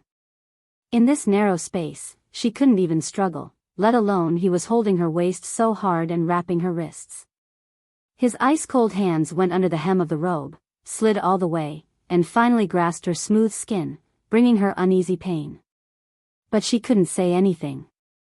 His kiss never stopped. Their breathing was messy. The narrow space brought about a cramped depression. The sudden passion burned them like fire and drowned them like water. Mo Tiange struggled to float up from the water. Although this kind of feeling was intoxicating, she instinctively felt that she should stop. Because of that, she finally managed to free her hand and ruthlessly swung it, hitting his face with a paw. There was silence. "Let me go," she said in a suppressed voice. She was silent for a long time, but in the end, he let go. "I'm sorry." His apology made Mo Tiange unable to restrain herself. She suddenly grabbed his collar and tightly restrained him. "What are you sorry for? What do you think you have to apologize for?" "I apologize for my behavior." His voice finally regained its calmness, but then he said, "But what I said wasn't false. I don't need to apologize for it." He continued, "I really don't understand what kind of woman you are. You're usually like a man and refuse to admit defeat, but you're timid in the face of love. You're always doing hurtful things and saying hurtful things. I also don't know what kind of man you are. One moment you say this, and the next moment you do that." His words ignited her anger, and Mo Tiange almost couldn't control her temper. "You said you did it for me? But for more than 30 years, you avoided me and never thought about confessing your identity to me. Even if I knew, you didn't give me any explanation. Yes, I knew you were Qin Shoujing, and I didn't care about deceiving you, but you didn't say anything. Did you think it was natural? Did you think you didn't need to explain it all? Don't say it. She shouted, pushed him back, and continued to grab onto his collar. Back then, you clearly knew that I had feelings for senior brother Qin, so you kept your distance. I'm not an idiot, so I didn't have any delusions either. I'm also a cultivator, and I also want to walk the great Tao of immortality. I can control and endure feelings, but, you're always changing. When you're good, you treat me very well, but after a while, you avoid me. During the demonic beast riot, you came to save me. Do you know how touched I was? I think you have a little bit of feelings for me, don't you? Can I look forward to it? But as soon as we came out, you treated me like that. Yes, I know my cultivation level is much lower than yours, and I'm just a small cultivator to you. I'm not even worth a glance from you. But if you look down on me, why are you so considerate, so gentle? She lowered her head, controlling her trembling lips so that he wouldn't see it. I guessed you were Qin Shoujing. I know I'm being paranoid, but I also know that if you had any bad intentions, you didn't have to treat me like that. So I told myself maybe you had your reasons. Since you didn't say anything, I would still treat you as senior martial brother Qin, treat you like before. But in the end? After the demonic beast riot ended, I came back alive. It was so difficult to see you again, but you pretended you didn't see me. You looked down on me. I didn't look down on you. I never said, but your attitude was like that. She shouted at him in an even louder voice. You watched me walk towards you, but you didn't even look at me. You just turned around and walked away. Yes, my cultivation level is very low. Is it very shameful for me to become your junior martial sister? But in the beginning, you were the one who made Master accept me as a disciple. No, don't deny it. She said loudly, even somewhat hysterically. At that time, I understood. You're not senior martial brother Qin. You're Qin Shoujing. I'm indebted to you, but you're separated from me by tens of thousands of mountains and rivers. You're a high and aloof senior. You said I hurt you? Qin Shoujing, Daoist Master Shoujing, Senior Martial Brother Shoujing, on what basis do you think you can turn around and walk away when you don't like me? But after you've done what you want, you can turn around and look at me? I'd like to ask you, what do you think I am? One moment you're cold and heartless, the next you're filled with tenderness. At that time, you turned around and walked away, avoiding me for 35 years. What do you want me to think? I don't want to think I'm sentimental anymore. Chapter 284. It was just a turn of his back, but it turned out that it hurt her so much. He never thought about it. Perhaps even she herself never thought about it. She was Qin Shoujing. When she realized this, she tried to accept it, but he used an indifferent attitude to reject her approach. Therefore, she firmly believed that Qin Shoujing wasn't Qin Shi. But this inference was completely wrong. Why did he do that back then? Because he had a little bit of a good impression of her, but his self-esteem was hurt by those two deification cultivators. He rejected her approach because his pointless self-esteem was hurt, and also because, at that time, he didn't have that many feelings for her. That's because, this time, she gave him time, but he couldn't say it. Because at that time, they didn't have such deep feelings for each other. Even if this was the truth, if he said it out loud, there really wouldn't be any hope left. Apart from this, what else could he say? He wasn't a liar, and he definitely wasn't a person who spoke sweet words. He was clumsy with his words, and the words he said were always true. He only did something like deceiving someone once, and it was only that one time. Now, he already paid the price for it. For a long time, Qin Shi didn't answer, so her expression gradually turned into a sneer. Can't say it?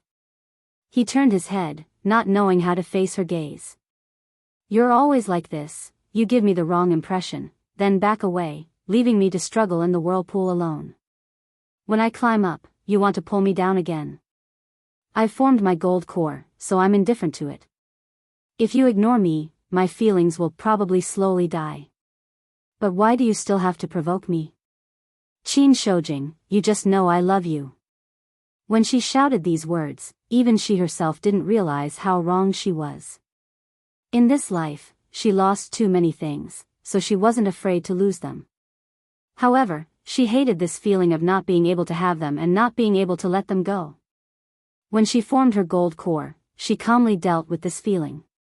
If it weren't for his faintly discernible teasing during this period of time, maybe after a few more years, this feeling would have really disappeared. But he didn't let her go.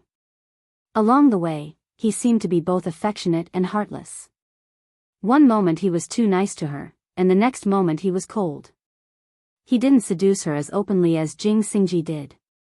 If he did, perhaps her remaining feelings for him would have disappeared without a trace. He just stood at a distance that seemed to be far, yet close at the same time. She couldn't get close to him, couldn't leave him, and couldn't bear to part with him. Can't say it? Mo Tiange calmed down and stopped him just as he was about to speak. The emotions that had been accumulating for several decades were vented out, but there was no response. She raised her head and looked at him with a bit of arrogance. Then there's no need to say anything else. I've reached the core formation realm, and I'll continue on my path to the nascent soul realm.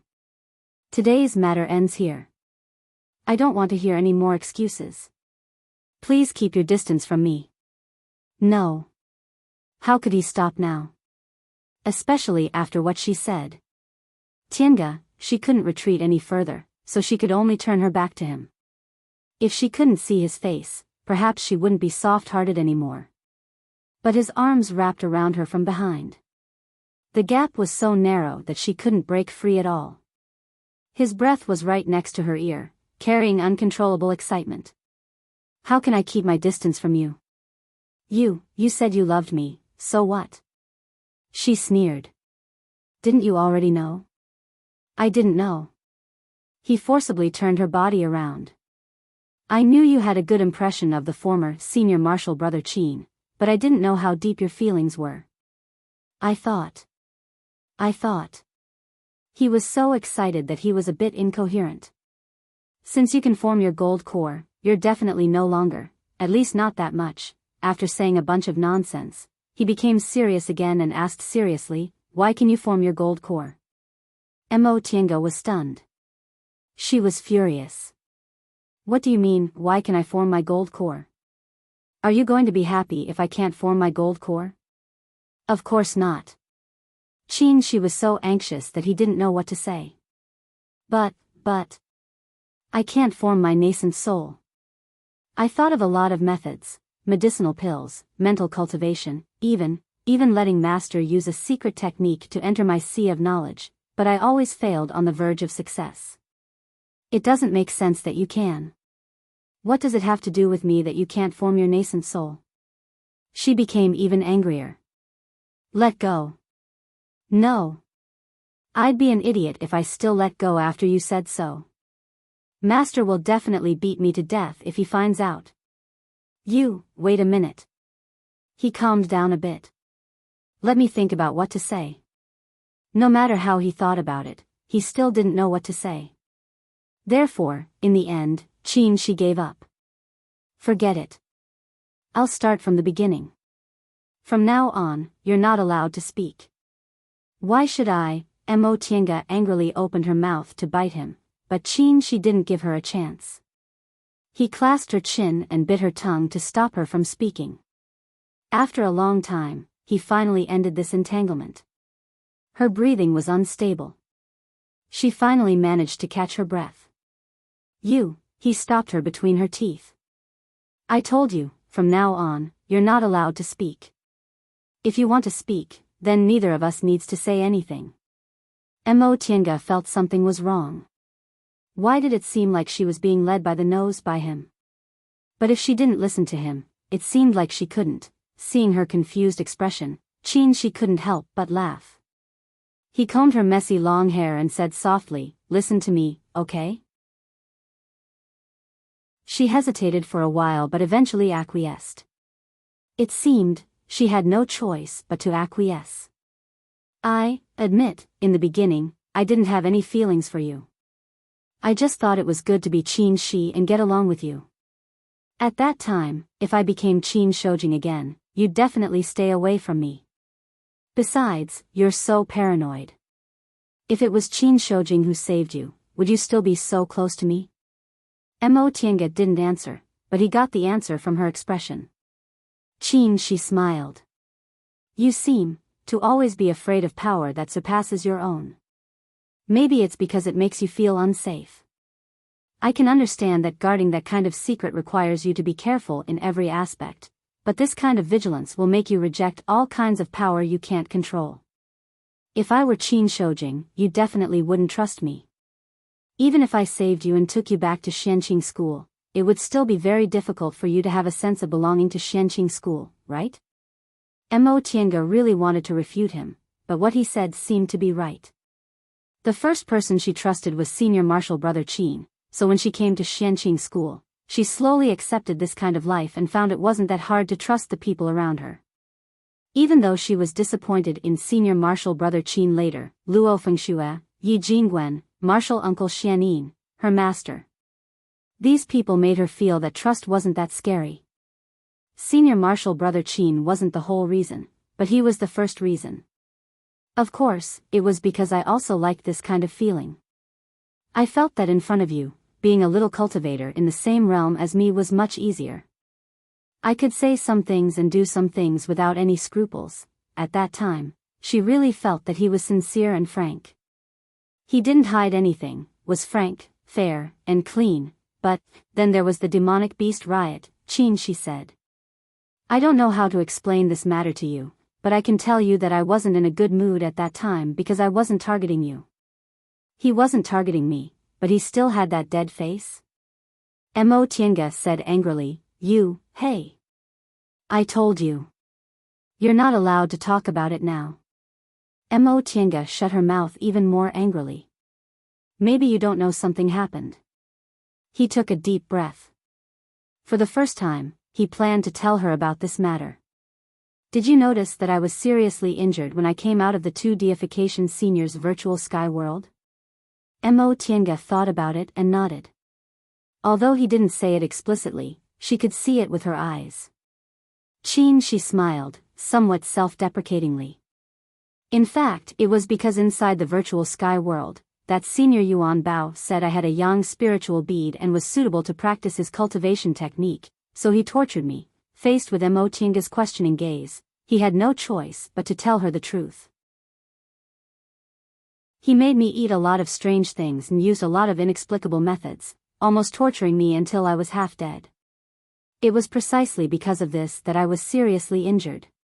He said it was to transform my body, to make me infinitely close to a pure yang constitution, so I could become your human furnace. By the end, he was almost silent. Mo Tiange widened her eyes and finally spoke. Human furnace? His face turned slightly red and he looked away. He said, although I wasn't born with a pure yang constitution, I have metal and fire spiritual roots, both of which are of the yang attribute. I also fused with the yang spiritual bead. After his transformation, as long as I slowly cultivate his pure yang technique, I'll become the same as a pure yang constitution. In that case, being your human furnace can help you cultivate faster. Mo Tiange kept staring at him, almost not daring to believe what she heard. Human furnace? She had always been afraid that she would be forced to become a human furnace because of her constitution. In the end, he was also afraid to become her human furnace. This. What was this? He felt very uncomfortable under her gaze. I admit. Senior Yuan Bao's words were too much of a blow to me, so as soon as I came out, I was in a hurry to go back to heal my injuries and enter closed-door meditation so I could advance to the nascent soul realm as soon as possible. Because of this, I also vented my anger on you. Mo Tiange was speechless for a long time. She originally thought she would still feel angry no matter what reason he gave, but this reason was too ridiculous. It was so ridiculous that she couldn't even speak and didn't even have the strength to get angry. Tiange, he said nervously, Are you laughing at me? After being silent for a long time, she nodded expressionlessly. Yes, I'm laughing at you. Sure enough. He sighed and laughed at himself. I know it's ridiculous, but I don't think you understand how humiliating this is for me. I don't understand, she said. In the next moment, she grabbed his collar and gnashed her teeth. But I know you've been deceived. Chapter 285.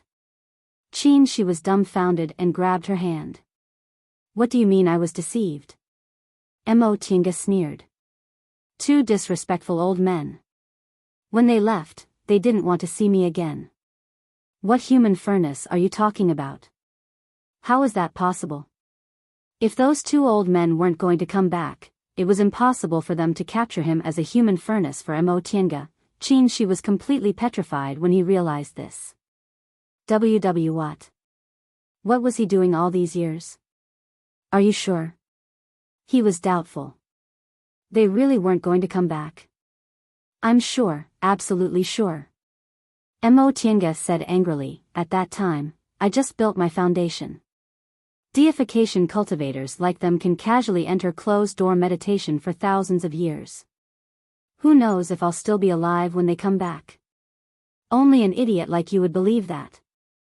She thought about it and felt something was wrong. But, if that's the case, why did they have to transform my body? Tiange continued to sneer. They're deification cultivators. Can't they play with little cultivators because they're bored? How dare you say I'm paranoid? They gave you benefits and deceived you. Fine, he was successfully deceived.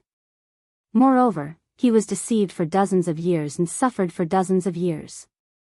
If those two old men knew this, they'd definitely be very proud. After thousands of years in the deification realm, did they go crazy from boredom? They obviously gave him benefits, but they acted like they were scheming against him. They didn't want his gratitude but wanted to make him feel disgusted. He wasted dozens of years on this kind of thing. What on earth was he doing? After figuring this out, both of them were silent.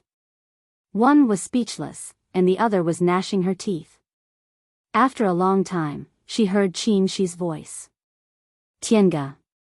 What? She asked fiercely. You, cough. You what? You don't know how to say something? She didn't say anything. Instead, he reached out to grab a casually thrown underwear, put it on her, and carefully wrapped it up. At first, Tiange didn't know what he was doing, but as she watched his movements, she suddenly realized that her clothes were disheveled. The front of her robe was torn and her undergarments were faintly discernible. She immediately swatted his hand away, then wrapped herself up and curled up into a ball. He didn't know if this feeling was called wanting more, but he was sure he was very disappointed. If he knew this, he wouldn't have reminded her. What are you looking at? He smiled as he leaned closer and whispered, You're blushing. Tiange was stunned. She grabbed her robe with one hand and randomly fumbled for something with her other hand before throwing it at him again. Tiange. Even if he was a cultivator and couldn't smash people to death, but she was too violent. Why didn't he realize she was such a person in the past? She couldn't bear it anymore. He grabbed her hands and firmly pressed her against his chest. Don't move. Do you want to smash me to death? I'd rather smash you to death. Tiange struggled. If you think it's too troublesome, then die for me to see. You. This was simply unreasonable. Me what? Shoujing, let go of me. You've gone too far today. Fine, it was a little too much, but if he hadn't confirmed her feelings, he wouldn't have. Are you going to let go or not? Unable to break free, she became more and more angry and pushed him away. She did manage to push him away, but he was pushed to the rock wall by her. He immediately let out a muffled groan and froze. She struggled out of his embrace. Seeing his sweaty appearance, she couldn't help but ask, "What's wrong?" After a long time, he finally showed a bleak smile. He wanted to raise his hand but couldn't, so he could only frown and say, "My back." His back was injured.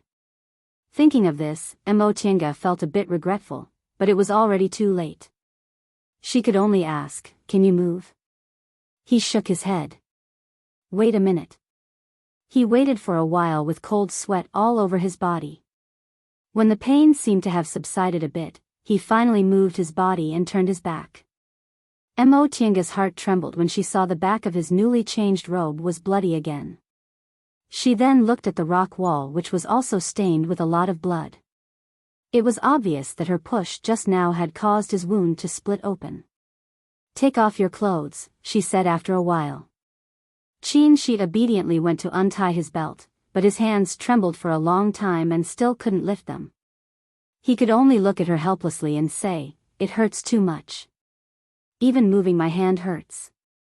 After pausing for a while, Emotienga moved forward and lowered her head to untie his belt. This time, it was much smoother, but it was even more embarrassing. At that time, she only thought about treating his injury and didn't think about anything else. Now, she kissed him and hugged him. She lowered her head and didn't dare to look at his face.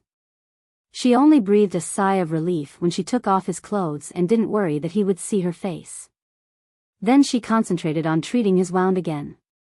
She untied his belt and sure enough, his wound ruptured. She treated it as before and continued to help him change his clothes.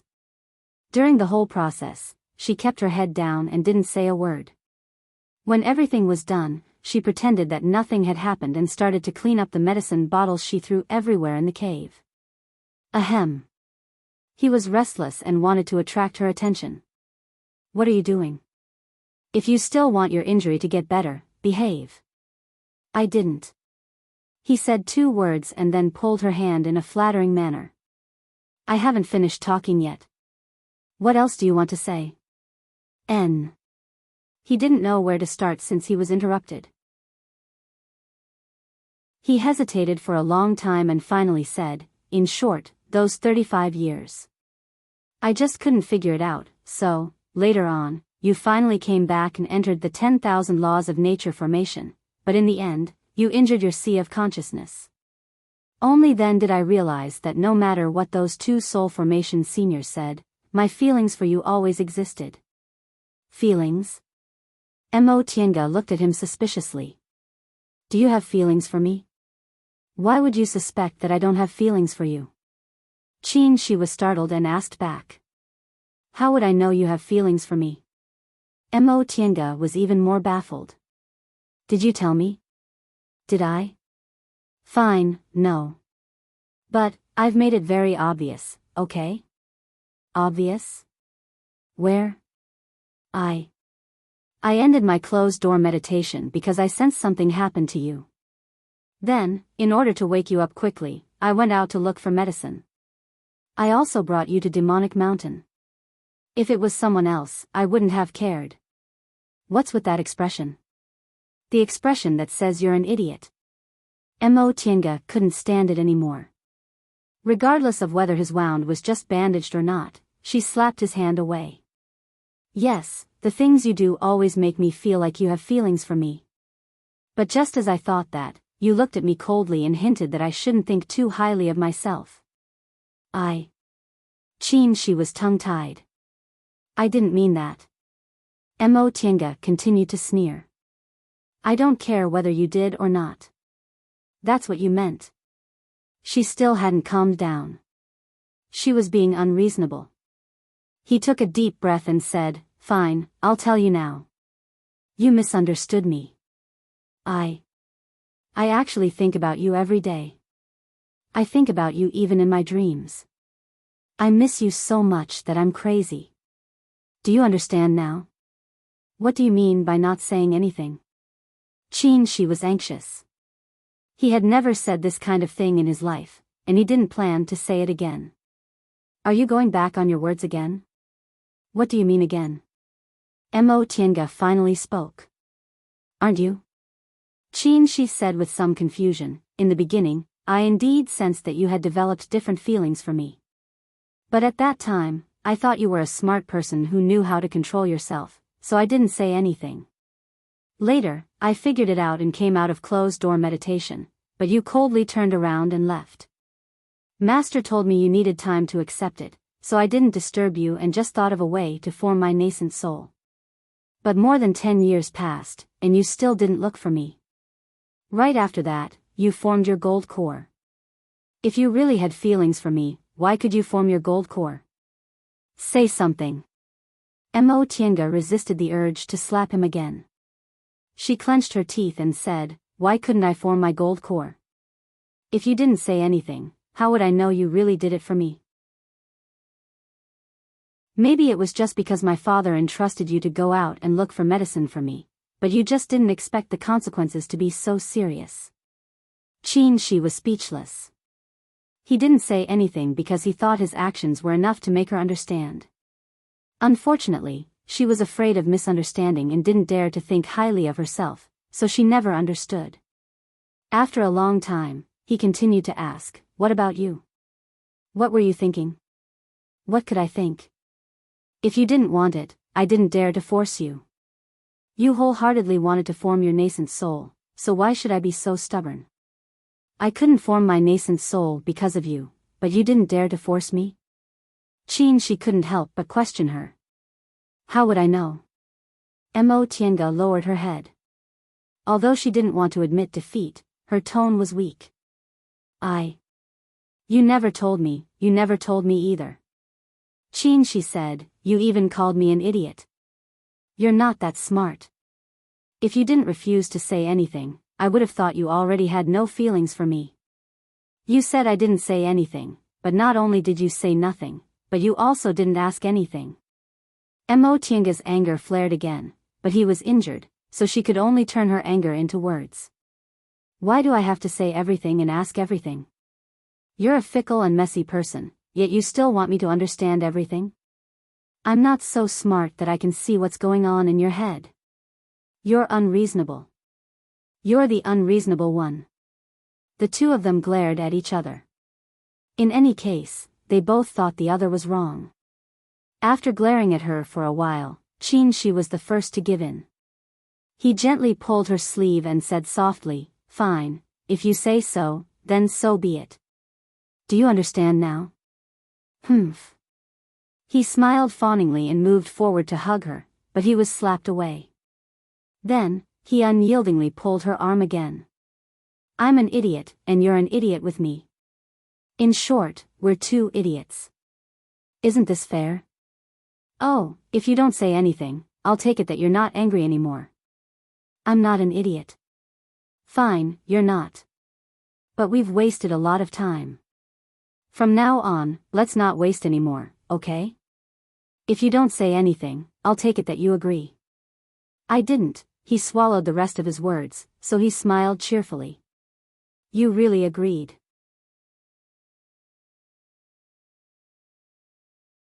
Chapter 286. After being forced to agree, Mo Tienga found that the person who was half dead a moment ago was suddenly full of vigor. This cave was so narrow that they couldn't even lie down, so he took out his flying sword and cut a large piece of the rock wall, at least enough for the two of them to lie down. Mo Tienga was dumbfounded. She put the stone he cut into his chinkuan bag and noticed her gaze. What's wrong? So these stones can be cut? He touched his nose and avoided her gaze. This. Although the material is quite special, my sword isn't an ordinary sword, then why didn't you do it yesterday? The two of them squeezed in such a small place and couldn't move, so he took advantage of her a lot. It wasn't necessary. She looked innocent. I just wanted to rest for a while. Was there a need to open an immortal's cave? Both of us are injured now, so we have to rest here for a few days. That's why I wanted to make it more comfortable. Mo Tienga swallowed her anger. You swear you didn't do it on purpose? Of course not, he said righteously. Think about it. Back then, your father and I, two men, didn't waste our strength even when we were squeezed in here. These stones in Demonic Mountain aren't ordinary things. Look, I cut them and even wanted to take them out. These can at least be used to refine tools. Why did she feel like something was wrong? She felt like she was being fooled. All right, don't think too much, Chin, she said, quickly put your things away. You have to change your habit of smashing people. Perhaps she had been repressed for too long. If she wanted to vent her emotions, she could just slap him, but why did she like smashing people? You really have a lot of demands. I'm doing it for my own safety.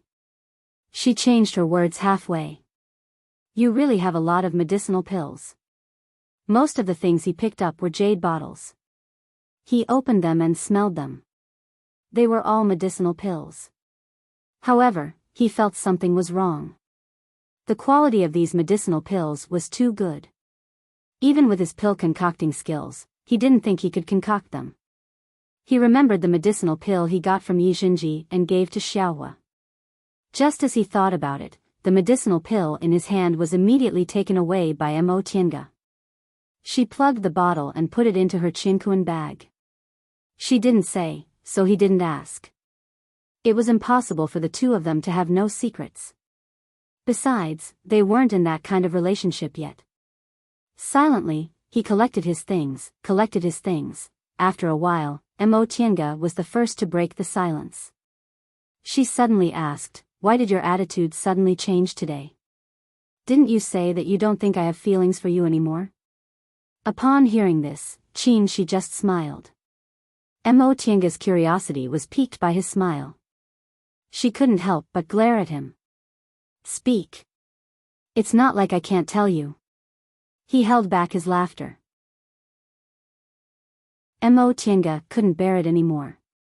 She pounced on him and pinched him. Don't keep me guessing. Tell me. All right, I'll tell you. Hugging her, he laughed and said, You definitely don't know that you talk in your sleep. Mo Tiange was stunned. Sleep talking? Yes. Sleep talking? Cultivators rarely slept, and when they occasionally fell asleep, no one would be by their side, so she didn't know about it at all. Thinking of this, she was a little nervous. What did I say? She was still smiling with his lips pursed. He lowered his head and brushed his lips against hers, but he said, I won't talk about this. Speak. He clearly knew what he said, but he didn't tell her. This kind of feeling was too uncomfortable. Did he say something very mushy? I won't talk. He looked determined not to talk. Are you going to talk or not? If I won't talk, I won't talk. Speak. Ahem, if you throw yourself into my arms now, I can think about it. After a moment of silence, things began to fly in the small cave again. Go to hell. After tossing and turning for a long time, she still couldn't pry his mouth open. All the things were thrown away, and his wound opened again. With no other choice, she stopped to bandage his wound again. The two of them continued to squat down and pick up things. Suddenly, she was stunned. He picked up a stone the size of a child's fist. It was obviously a piece of ore. It was white in color, but there were many natural cracks on it. It looked no different from ordinary stones. He looked at it for a while, then suddenly opened his right hand. Flames appeared in his palm and surrounded the whole ore. What are you doing? Mo Tiange was startled. She shook his head and didn't speak. He just focused on the ore in his palm. After a while, this ore finally changed. The cracks on it turned into clouds. Mo Tiange's expression changed. She put away the flames in his palm and handed the ore to her. Qian stone. Where did you get it? Qian stone? Mo Tiange took it and was completely dumbfounded. This is Qian stone. Yes, I shouldn't be mistaken. She was also a bit surprised. We've been looking for it for so long, but we didn't find it. Where did this come from? This is... Mo Tiange scratched her head. This was what they got from Ziwei's Immortal's cave after they divided the loot with Daoist Fangzheng. It was actually the Qian stone that they'd only heard about but never seen. In that case, didn't she have a chance to get her natal magic weapon? Qian stone was found, and 1,000-year-old chalcedony wasn't too rare. As long as they found heavenly aromatic beans on Demonic Mountain, they could exchange them for chalcedony. I got this the last time I went out to travel. She slowly told him about Ziwei's Immortal's Cave, including how Wanderer Ziwei left a mark in her and Taoist Fangjing's Sea of Consciousness and how he asked them to find Xiao Xilan's remains and bury them together with him within 200 years. She didn't take this matter too seriously because she still wasn't strong enough. For now, she still couldn't accomplish what Wanderer Ziwei entrusted to her. Qin Shi's expression turned solemn. So you're saying that there's a mark in your brain that will flare up in 200 years? Mo Tiange thought for a moment then said, it's been 49 years, so it should be 151 years later. He nodded but didn't say anything. He just lowered his head in contemplation. Mo Tiange played with the Qian stone in her hand and said, there's still 151 years left. Even if I can't form my nascent soul, I can at least reach the late stage of the core formation realm, right? I'll have more assurance when I go there. Qin Shi shook his head, took her hand, and said, having a mark in your brain isn't a good thing. When we go back, we'll let Master see if he can remove it. If he can't, we'll have to think of a way to complete what he entrusted me with. I know what I'm doing. It was clear that he was rejecting him. Qin Shi was silent for a long time before he sighed and said to her, Tiange, can you not treat me as an outsider? I don't. If he was an outsider, she wouldn't have said this kind of thing. Then why? He paused, trying to find a suitable way to say it. I think you don't trust me too much. You always want to make your own decisions and aren't willing to listen to me. Mo Tiange was stunned. She withdrew her hand, turned around, and silently sorted out the other things she threw in the cave.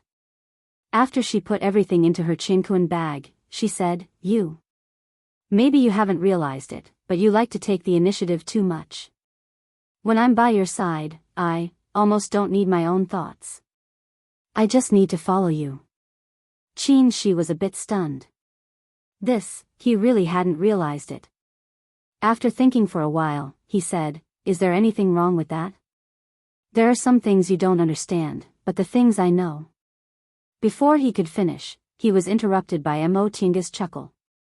This chuckle definitely wasn't the relaxed kind of chuckle, it carried a bit of helplessness and worry. She nodded and said, you're right. This isn't a problem. If we were just companions, I'd think you'd be the best companion. However, this isn't the only time. The most fundamental problem between us is that your cultivation level is much higher than mine, and your experience is also much richer than mine. I still have to learn how to deal with some things, but you've already passed that stage. But have you ever thought about it? If I stay with you like this, will I still need to grow in the future? You'll be in charge of everything, but what about me? I'll be fine as long as I follow you. Isn't it like being a human furnace? He was dumbfounded for a moment before he said, Even if you stay with me, you can still grow. If you encounter a lot of things, you'll naturally know what to do. It's not that I can't, but that I don't need to, she said quietly. Do you think I just don't want to ask? I don't dare. No matter what your answer is, I don't dare. Just like now. You said you have me in your heart, and I'm very happy, but, even so, what should I do in the future? If we stay together, it won't just be a matter of feelings. His expression gradually darkened. After a long time, he said softly, could it be that you want to leave me because of this? Silence spread in the cave. Mo Tiange lowered her head and didn't say anything. Her attitude made him more and more restless. He grabbed her wrist then whispered, then what do you want? After what you said, do you still want me to let go? Mo Tiange shook her head softly. No. Let me think about it. I still don't know what to do now. Let me think clearly. Although she didn't directly refuse, he was disappointed. This represented a certain possibility, the possibility he was most afraid of. The most frightening thing wasn't losing something, but losing it after obtaining it. He remembered the story she told him just now. Wanderer's Way. Although he didn't personally experience it, he understood why this senior from several thousand years ago still lingered and refused to leave even after he passed away in meditation for several thousand years. Because he obtained it, lost it, and couldn't see it for the rest of his life, so he couldn't forget it until he died. If he didn't know her feelings just now, if he never obtained it and didn't know what it felt like to be in love with each other, maybe he would also slowly lose interest and walk on the road to becoming an immortal. But, it's impossible, he said softly. Don't do this kind of thing. I haven't, but you think so. He suddenly raised his voice and stared at her with a gloomy gaze. Then what do you want me to do? Mo Tiange also raised her voice. I can't do nothing. So what if you just stay by my side? Can't I protect you? Why do you have to rely on yourself? We're like this. I can help you, and you can continue to cultivate. Forming your nascent soul or even deification isn't impossible. Mo Tiange didn't say anything. She raised her head and looked at him as if he was a stranger, saying nothing. This kind of silence made him angry, but it also made him more restless. After a long time, he reached out and gently pulled her sleeve. Tiange, say something. Okay? She finally smiled, but it was a cold, unsmiling smile. This kind of smile scared him. She said, You really don't understand anything. Chapter 287. The sudden quarrel made the two of them feel suffocated, especially since they had no experience in quarreling with others. This kind of sulking feeling was too uncomfortable. Unfortunately, the space in this small cave was so big that they could occupy one end of it. They couldn't even find something to do even if they wanted to. Before long, Qin regretted it. Why did he waste so much effort to expand the cave just now? If it was still the same as before, he just needed to be thick-skinned and endure it, and it might be fine. But now, he couldn't endure it, and he couldn't put down his pride. He had never done this kind of thing, and he didn't know how to get along with women. He just felt that she was sometimes like this, sometimes like that, and didn't listen to anything he said. He really didn't know what to do. But he didn't think he was wrong. There were many dual cultivation partners in this world. How could every pair of dual cultivation partners be equal in strength? There was always a front and a back. What was wrong with relying on one's partner? As he thought of this, he forgot that his self-esteem had been shattered into pieces by the word, human furnace, and could not recover for dozens of years. Mo Tiange kept her back to him and calmly tidied up the medicine bottles. He didn't know how she got so many things to tidy up, but she kept tidying up one after another. Until devil aura floated in from outside and blocked the entrance of the light. I'm sorry. She was stunned. Mo Tiange coughed. Relying on the darkness and her back to him, she plucked up her courage. I know you mean well, but, some things aren't that simple. Maybe you don't think it's a big deal, but it's very important to me. Even after a long time, there was no response. She couldn't help but feel annoyed. She wasn't good at quarreling, and she felt even more unhappy. Thus, she carried this annoyance into her words. Of course, if you think all your ideas are right and do everything you say, then I have nothing to say. There was the sound of wind behind her. Just as she was about to turn around, she was hugged from behind. I'm sorry. His voice was low, but it was very clear. It was only 3 words, but she felt all her previous anger disappear. The two of them hugged each other like this. I know I was too impulsive just now. I shouldn't have given you time to think, he said. There's no need for that. She pulled his hand away and turned around. Looking into his eyes in the dark, she said seriously, I apologize for my attitude just now. I was also very impulsive. However, we still have to make things clear. Do you agree?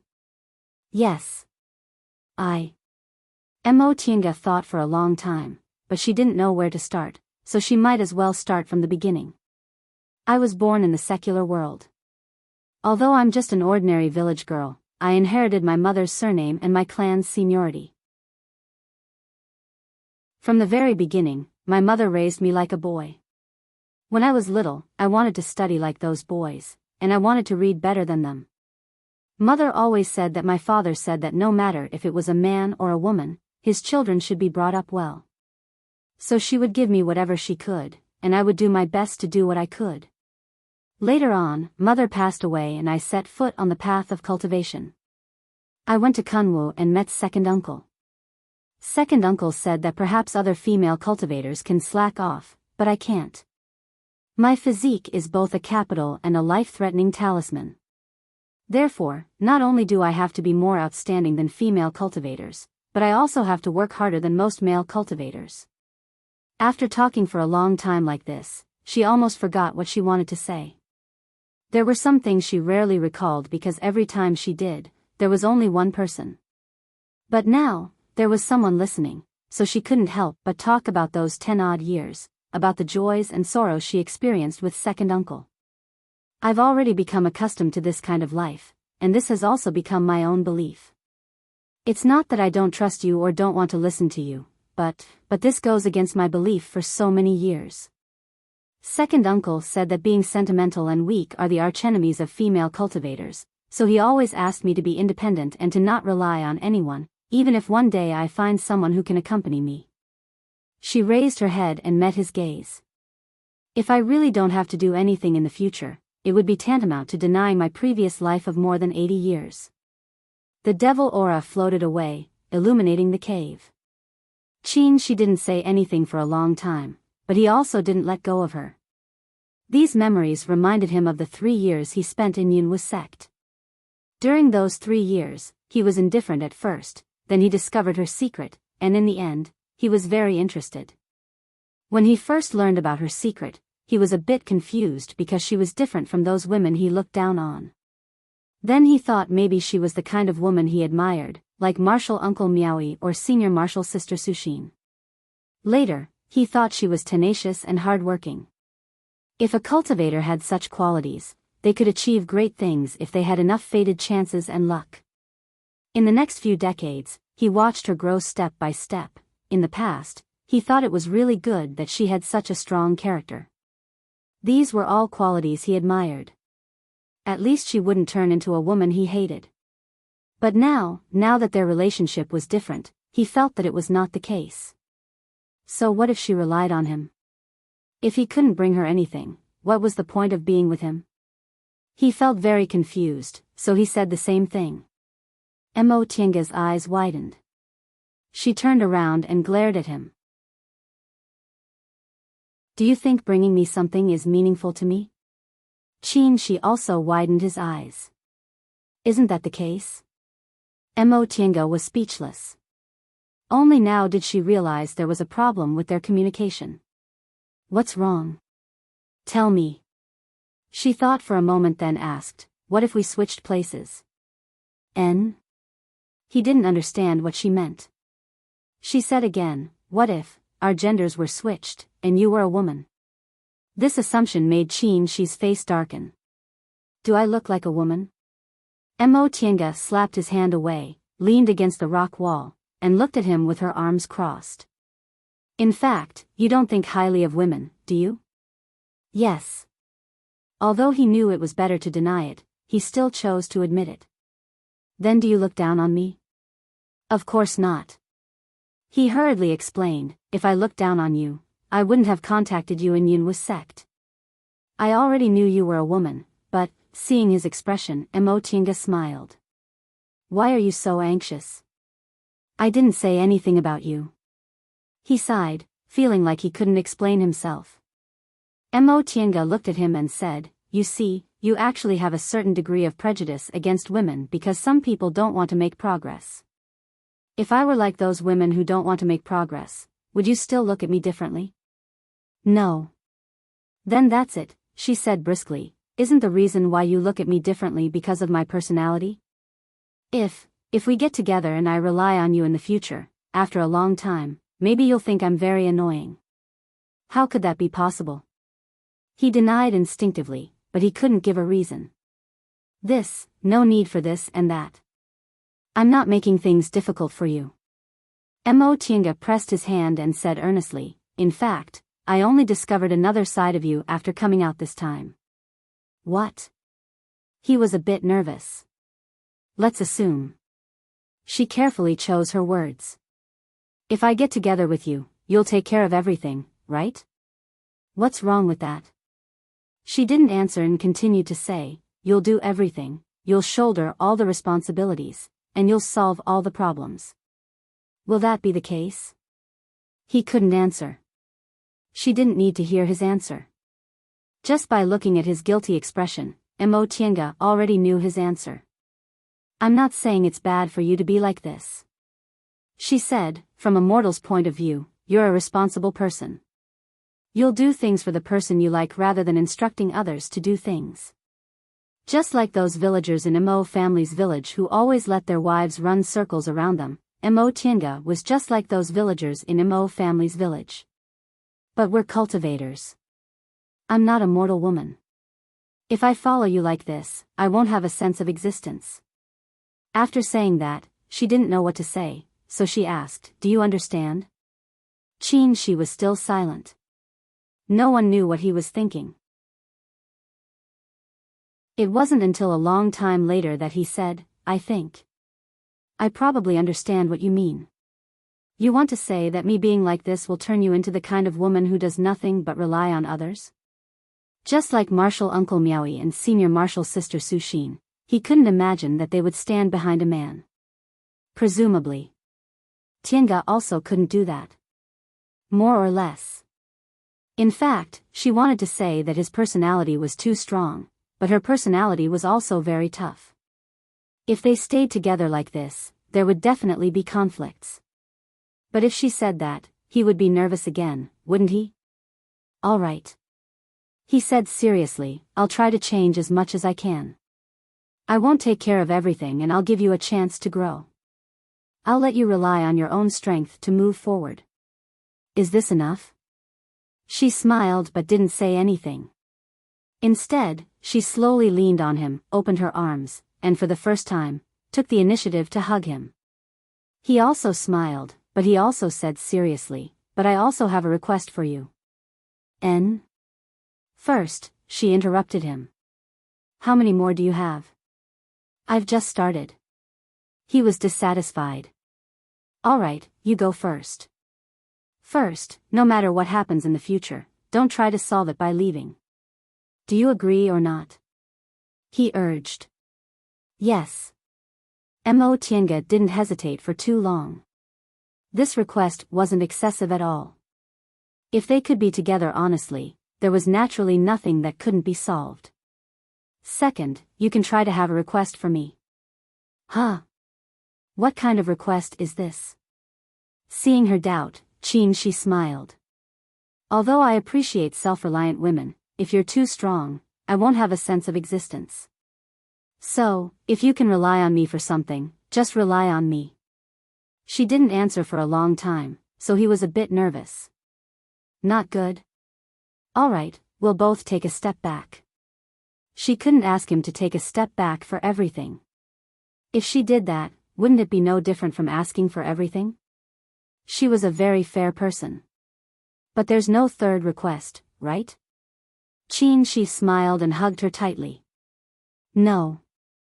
Mo Tiange counted her fingers and said, you have 2 requests, and I can also change them. Let's make a 2-point agreement. Huh? This also wants the same? Isn't it too fair? She ignored him and continued to say, first, you have to trust me. No matter what the situation is, you have to believe what I say. As long as you can do it, I'll also trust you completely. Okay. He didn't hesitate at all. Second, give me a chance to grow on my own until I can stand side by side with you. No problem. Third, didn't you say there's a 2-point agreement? I was just saying.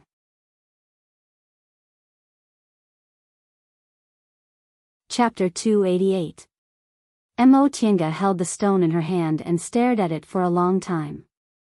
This was the Qian stone she got from Wanderer Ziwei and had forgotten in the depths of her Qinquan bag. This Qian stone wasn't big, it was only the size of a child's fist, but Qin she said such a big Qian stone was already very rare.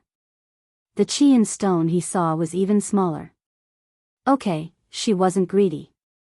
It was good enough to have it. However, such a small Qian stone couldn't be wasted when refining magic weapons. She could only refine it twice at most, which required a high level of tool refining skills. Her tool refining talent was really not good. It wasn't that she didn't practice these years, but she could only refine magic weapons now, and the success rate wasn't very high. Originally, she was going to find a tool refining master in the group to refine magic weapons, but if she only had 2 Qian stones, she didn't even dare to find a tool refining master. Refining a natal magic treasure was not the same as refining an ordinary magic treasure. A natal magic treasure had to be connected with the cultivator, so the cultivator had to be present when refining the magic treasure. When to add the blood essence and what effect to achieve, the refiner had to have a very good understanding of the cultivator and the magic treasure. The best way was to refine it herself, but in that case, she would have to spend a lot of effort and time to improve her tool refining skills. So troublesome. She muttered to herself. What troublesome? Qin Shi, who was meditating to heal his wounds, opened his eyes and glanced at her. Mo Tiange held the Qian stone in her hand and said, "We have the materials, but it's very troublesome to refine it. That thing is only a kind of magic weapon conceived by primordial Lady Bisui. She never tested whether it would work or not. Besides, there are so few materials." Qin she said, "I'll refine it myself. It's better to refine a natal magic weapon with someone else's help than to refine it myself." Mo Tiange smiled bitterly. "It'd be good if it was that easy, but I don't know how to refine tools." "Learn, it's not that difficult." Hearing this understatement, Mo Tiange glared at him. "It's easy for you to say, but not everyone has such good tool refining talent." Qin she raised his eyebrows. "I think your pill refining skills are very good. Refining tools and refining pills are the same, so your tool refining skills shouldn't be too bad. This is different." Her pill refining skills were honed by using countless spiritual herbs, but where could she get so many materials for refining weapons? If he were to purchase them wantonly, it would attract too much attention. Why is it different? You will know in the future. Qin she didn't say much. He just stared at her with a gaze that made her feel very uneasy. Mo Tiange felt uncomfortable from his stare. "What are you looking at? Have you recovered from your injury?" Qin she turned around. "Do you want to have a checkup?" "Forget it," she muttered. To a cultivator, this kind of injury might look terrible, but after a few days, it would heal without even a scar. He was clearly seizing the opportunity to do something. Sure enough, Qin she was very disappointed, but he still didn't give up and asked, "You really don't want it?" Mo Tiange rolled her eyes at him, then put away the Qian stone and continued to ponder about magic weapons.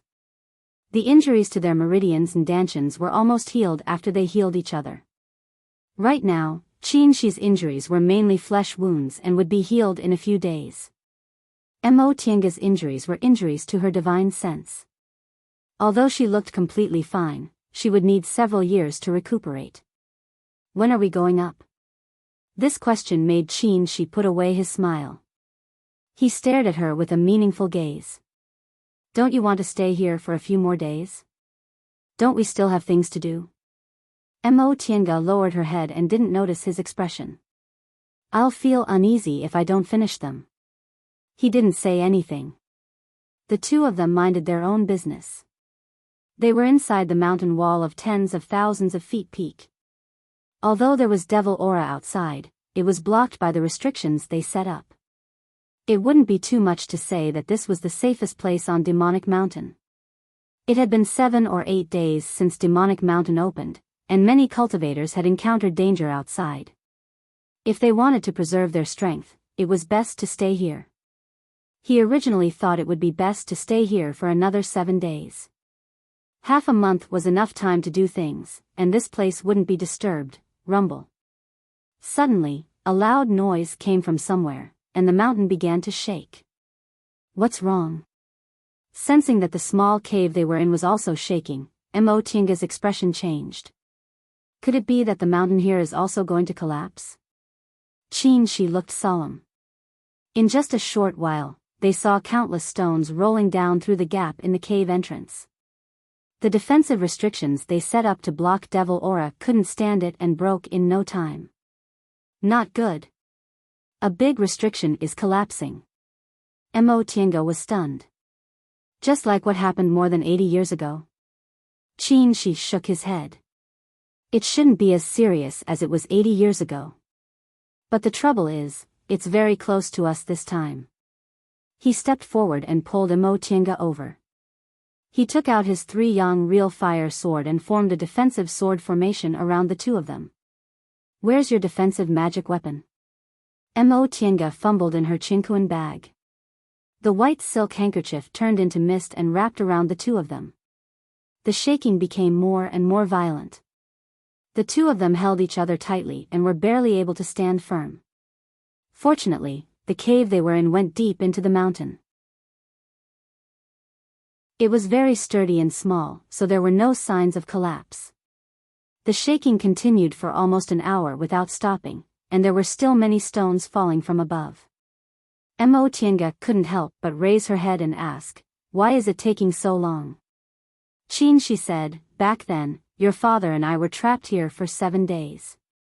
During the first 3 days, stones kept falling and almost buried us here. Later, we went to the top of the mountain and saw that the towering mountain had actually been flattened. Rest assured, it'll be fine." Enchanting wasn't worried about anything. Relying on their magic weapons and cultivation levels, even if the restrictions on 10,000 feet peak collapsed, it wouldn't be a problem for them to keep their lives here. However, she was worried that the restrictions at the entrance would be affected and appear prematurely, causing them to be trapped here. The rumbling sounds grew louder, and through the cracks, more and more rocks rolled down. Both of them had a grave expression on their faces. It seemed that the commotion was too big. All of a sudden, a cyan figure appeared among these stones. A white light flashed and in an instant, it entered the gap in the cave entrance they were in. Then, a cyan-clothed man jumped inside. Cough, cough. The man coughed twice. He was covered in stone fragments and his face was covered in dust. He was in a very sorry state. He dusted off the debris on his sleeves and pulled out the flying sword inserted in the cave entrance. When he turned around and saw the two of them, he was stunned. "It's you?" This person was Jing Xingji. He looked at them and finally looked at their interlocked hands. He said with a faint smile, "You two really know how to pick a place. Here, there's really no one to disturb you." She didn't like him, and his words were so ambiguous. She's expression immediately darkened. "Fellow Daoist Jing, please conduct yourself with dignity." Cough, cough. Jing Xingji dusted off the debris and said, "How am I not conducting myself? I'm not falsely accusing you." As he said that, he cast a sidelong glance at him. "Fellow Daoist Shojing, the matter between a man and a woman is a man's great desire. Why do you have to hide it?" "Jing Xingji!" She shouted. The more he talked, the more outrageous he became. All right. Jing Xingji waved his hand and said carelessly, "You're thin-skinned, so I won't talk about it, okay?" His peach blossom eyes looked at Enchanting. "Unfortunately, fellow Daoist Qingwei, we met too late." She didn't say anything. He directly waved his hand, and the 3-yang real fire sword floated in front of him. Jing Xingji retreated helplessly. "I'm afraid of you. I was just joking. Why are you so boring?" Then he said rudely, "Lend me a place to hide." After he said that, a sword light flashed and the flying sword went into the stones. He held the flying sword and looked outside vigilantly. He looked like he was on guard against something. Mo Tiange asked, "Fellow Daoist Jing, why did you appear here?" Jing Xingji still looked outside and said casually, "What else can I do? I was tricked by those two old guys." "You're smart and left early." As soon as he said that, Qin Shi's attention was also drawn to him. Jing Xingji glanced at them and said, "I originally guessed that Kumu and Tong Tianyun, those two old guys, must have other purposes, but we're old friends for more than 100 years, so I wasn't too vigilant against them. We originally planned to split up at the foot of tens of thousands of feet peak, but they said their purpose this time was Immortal's ruins, so the three of us all followed them." "Did you arrive at Immortal's ruins smoothly?" Qin Shi asked. Jing Xingji shook his head. "Not at all. Madame Feng's injuries became more and more serious. They abandoned her when they crossed the Ruoshui River, but Lei Dongqing unexpectedly turned back to save her and died in the Ruoshui River with her. Alas, I really couldn't tell. I thought Lei Dongqing just liked Madame Feng's beauty, so he usually teased her. I didn't expect him to be infatuated with her. Unfortunately." Qin Shi and Mo Tiange looked at each other. They were both surprised and secretly rejoiced. Fortunately, they escaped in time. Otherwise, even if they were on guard, they would definitely get into a lot of trouble if they were involved in this dispute. "What about you? Why did you fall from above? You should have arrived at Immortal's ruins with them, right?" Jing Xingji nodded. "As soon as Lei Dongqing and Madame Feng died, I knew those two old guys were up to no good. They've been using us along the way. But we were already halfway there. I couldn't advance or retreat on my own, let alone fall out with them, so I had no choice but to continue moving forward with them. Fortunately, we didn't encounter anything too dangerous later." "Then why did you come down from above? Were you plotted against by them?" "I jumped down on my own." Jing Xingji's expression was still indifferent even though he almost died on Demonic Mountain. It seemed he didn't hate Kumu and Tong Tianyun at all. Those two old guys actually made an appointment with several nascent soul seniors in front of Immortal's ruins. It seemed they wanted to follow them to look for treasures. When they entered Immortal's ruins, they left me outside. Not long after, a restriction in Immortal's ruins collapsed. I don't know if it was triggered by them or not, but when I saw the situation wasn't good, I made up my mind and jumped down from above. In the end, I managed to save my life. So that's what they were planning. Qin Shi mused. Jing Xingji turned his head and looked at him with a smile. "I say, fellow Daoist Shoujing, in any case, we've been friends for more than 100 years. Now that we're in trouble together, you won't mind taking me with you when you go up, right?"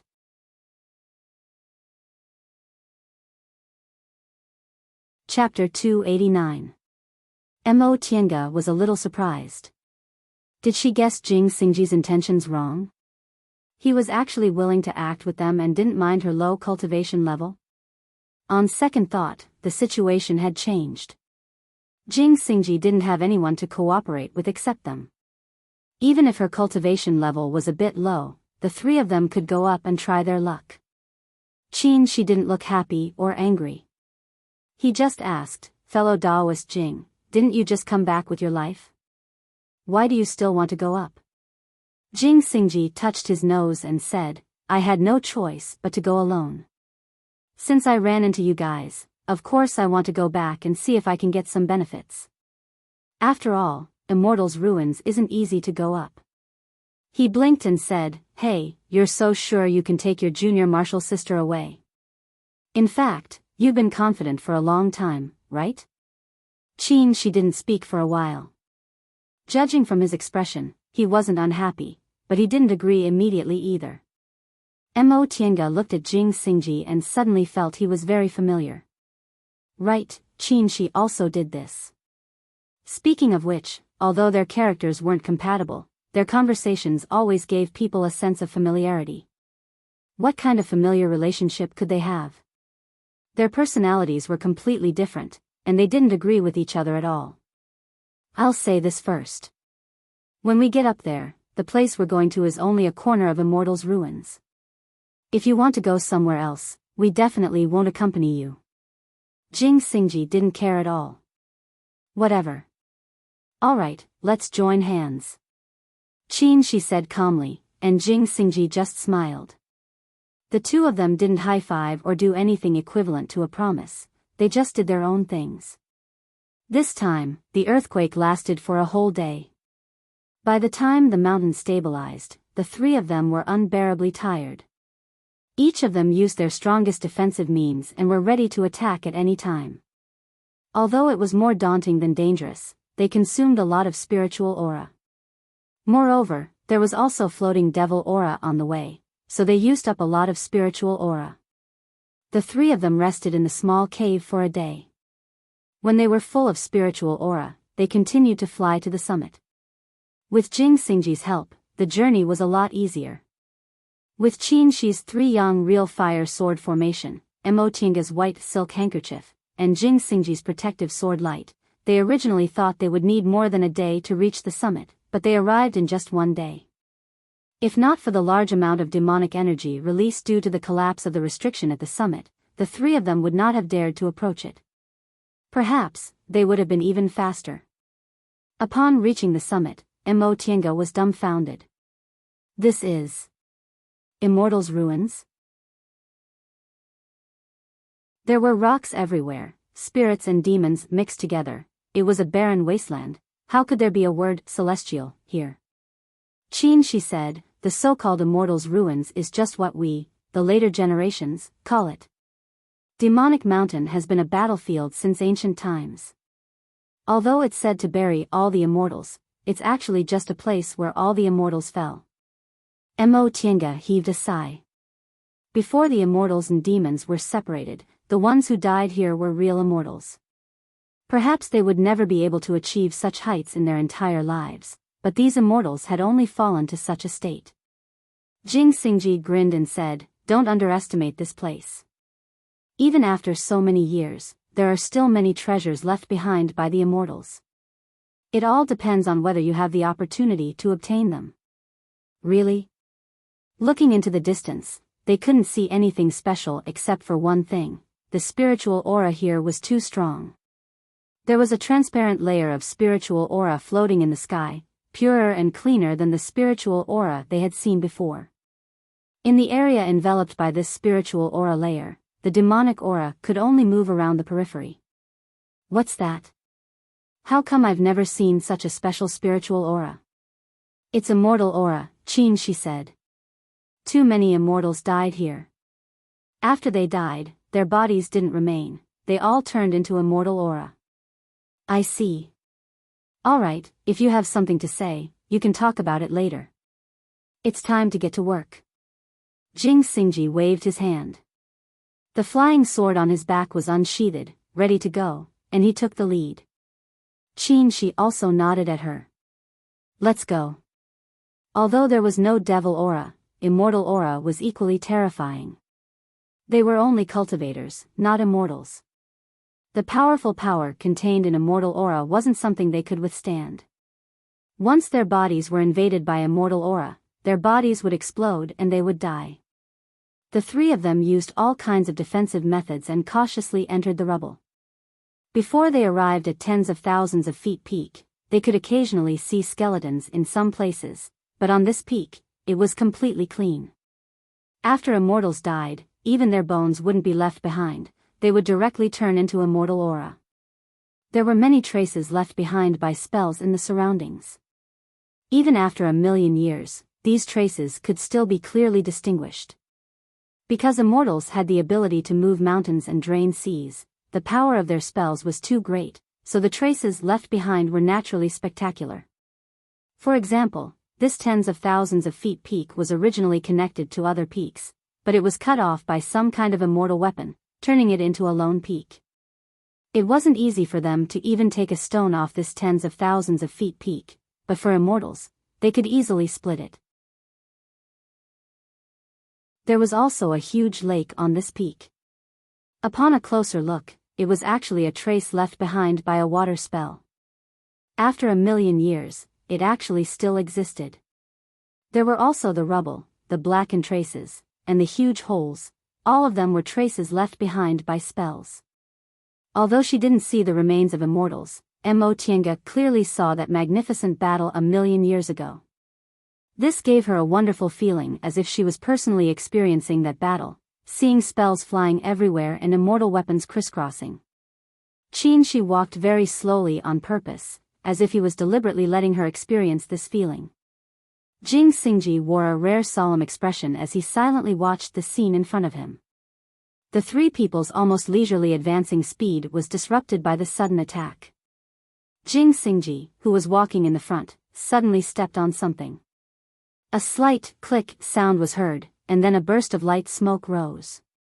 Jing Xingji's reaction was also very fast. His flying sword flew out at lightning speed, and he leaped into the air, barely dodging a flash of lightning. Mo Tiange and Qin Shi instantly flew away. Qin Shi's three-yang real fire sword immediately counterattacked. Mo Tiange waved her hand, and the white silk handkerchief turned into a wisp of light smoke, twining around him. At the same time, she held a magic weapon in her hand, ready to attack at any time. Soon after, the three people were stunned. Because it wasn't a demonic beast, nor was it a restriction, but a wisp of light smoke. Jing Xingji's sword light had already pierced it, and Qin Shi's three-yang real fire sword also instantly emitted a fiery red light. However, this wisp of light smoke was split apart and instantly gathered again. What's this? Jing Xingji looked at Qin Shi in astonishment. Did you see it last time? Qin Shi shook his head. I also don't know. Mo Tiange naturally didn't know either. Just as they spoke, that wisp of light smoke slowly rushed towards them. The three people didn't dare to be careless and retreated. Mo Tiange's speed was slightly slower, so she felt a pain in her arm. She looked down and saw that wherever the wisp of light smoke floated past, a part of the white silk handkerchief's fog was corroded, and a part of her sleeve was also scorched. Qin Shi stepped forward and pulled her. After retreating a certain distance, he pulled up her sleeve, only to see that her originally smooth arm was also scorched black. Qin Shi's expression changed. Does it hurt? Mo Tiange frowned and said, let's not worry about it for now. What should we do with this thing?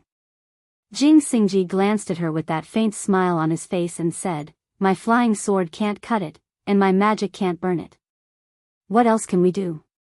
We can only run. As soon as he finished speaking, he rode his flying sword and ran away madly. Qin Shi shook his head.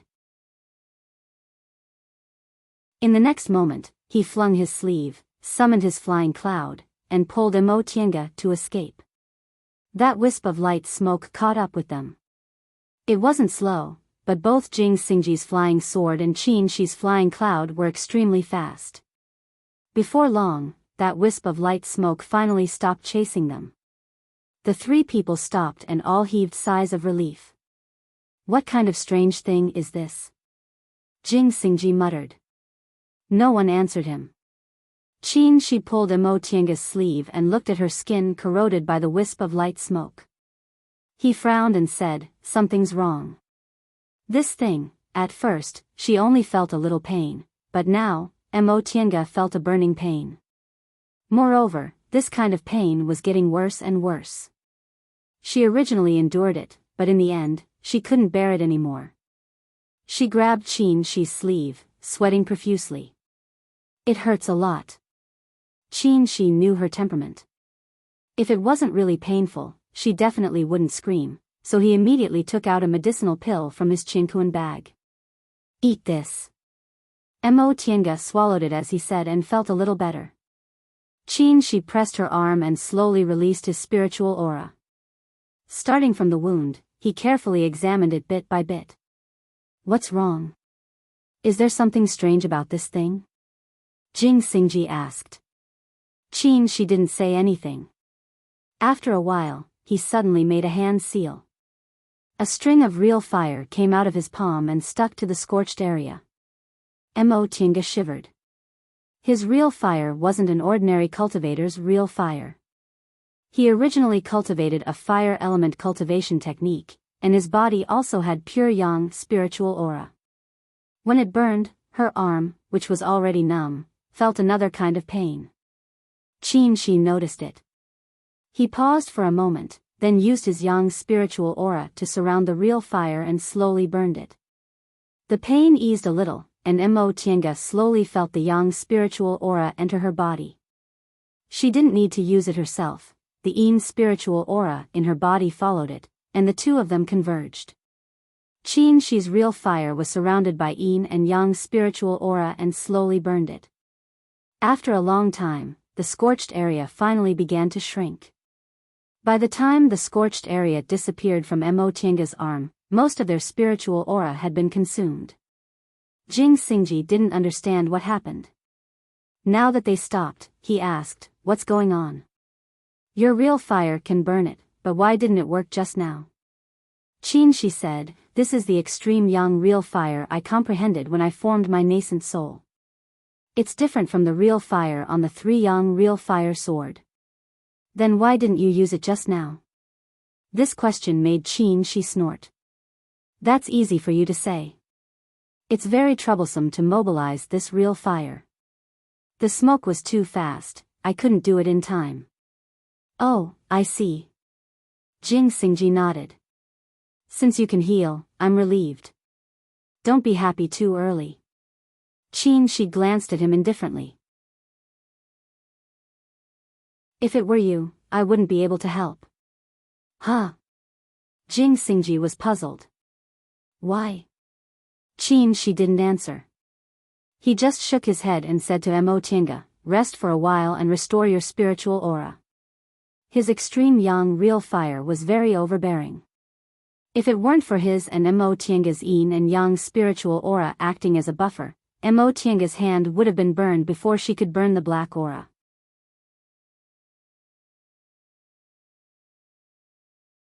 Chapter 290. Mo Tiange and Qin Shi took turns to meditate, leaving one person on guard. Clearly, they didn't trust Jing Xingji. Jing Xingji was bored, so he said he was going to look around. When his figure disappeared, Qin Shi, who was meditating, suddenly opened his eyes and said, "This brat is also dishonest." Although Qin Shi's attitude had always been very clear that he didn't like Jing Xingji, he seemed to be very familiar with Jing Xingji. For example, if he wasn't familiar with Jing Xingji, he would never call him brat. Mo Tiange asked, "What's your relationship with him?" "I always feel that although you two don't talk much, you know each other very well." Qin Shi smiled and said, "Of course I know him. I've known him for more than 100 years, even earlier than Kumu and the others." "Oh? Why is that?" Qin Shi didn't answer immediately. Instead, he asked her with a smile, "Why don't you guess?" Mo Tiange thought for a while and said, "You said he was a disciple of Venerable Swordsman Zhongguang from Gujian sect. Unfortunately, his master died early, so he wasn't very successful in Gujian sect. Presumably, when his master was still alive, he was also a proud son of heaven, right?" Qin Shi nodded. "Yes." Mo Tiange said, "Judging from his age, he seems to be about the same as you, so the difference should be no more than 100 years. Since the two of you are about the same age and both are proud disciples of nascent soul cultivators from big sects, it's not too much to say you're the same kind of people. Did you meet because of that?" Qin Shi just smiled and pulled her to sit next to him. "Did I guess right or not?" "You're half right." Qin Shi paused and said slowly, "In fact, when I met him, I didn't know his identity." "Could it be that the two of you met each other when you were traveling?" "Yes. At that time, I was in the middle stage of the foundation building realm, and so was he." "So early?" Mo Tiange was a little surprised. Middle stage of the foundation building realm. Wasn't he only in his 30s or 40s? Qin Shi smiled and opened his left hand. With a dazzling golden light, the 3 yang real fire sword appeared in his hand. He looked at the sword and said with emotion, "In the blink of an eye, it's been more than 150 years. Back then, I obtained the method to refine this sword and the cultivation technique together with him. We even encountered the yang spiritual bead at that time. What? Upon seeing Mo Tianga's incredulous expression, Qin Shi sheathed his sword and slowly explained in detail. At that time, I hadn't entered the middle stage of the foundation building realm for long. One time, when I was outside, I happened to enter a place called Mount Lang with someone else. That place was very strange. This mountain was surrounded by excellent high-grade spirit veins, but it didn't have even the slightest bit of spiritual aura. No spiritual aura? A thought flashed through Mo Tianga's mind. She asked, "Is it because of the Yang spiritual bead?" Qin Shi nodded with a smile. Yes. It was said that a long time ago, there was an ancient immortal's cave here, so many people came here to search for treasures. At first, I didn't believe this rumor, but I also felt that this place was strange. So, I went with the others. Who would have thought that when we arrived, an immortal's cave really did appear in the middle of Mount Lang? Mount Lang immediately became a living hell. Low-level cultivators swarmed in, and high-level cultivators appeared frequently. He was lost in thought for a while before continuing. Too many people died at that time. In the end, those high-level cultivators had the upper hand and occupied the cave. At that time, my cultivation level was still low, so I naturally didn't fight with them. I just secretly sent a message to my master, telling him about the situation here. Then, I happened to meet Jing Xingji. Just like me, he happened to escape a calamity. We were in the same situation, and we were in trouble together, so we naturally joined hands. What happened next? Since you obtained the method to refine the 3 Yang real fire sword and the Yang spiritual bead, presumably Jing Xingji also obtained some benefits, right? And, Qin Shi said faintly, the sword in his hand is an ancient cultivation sword. It's extremely powerful. Our luck was good.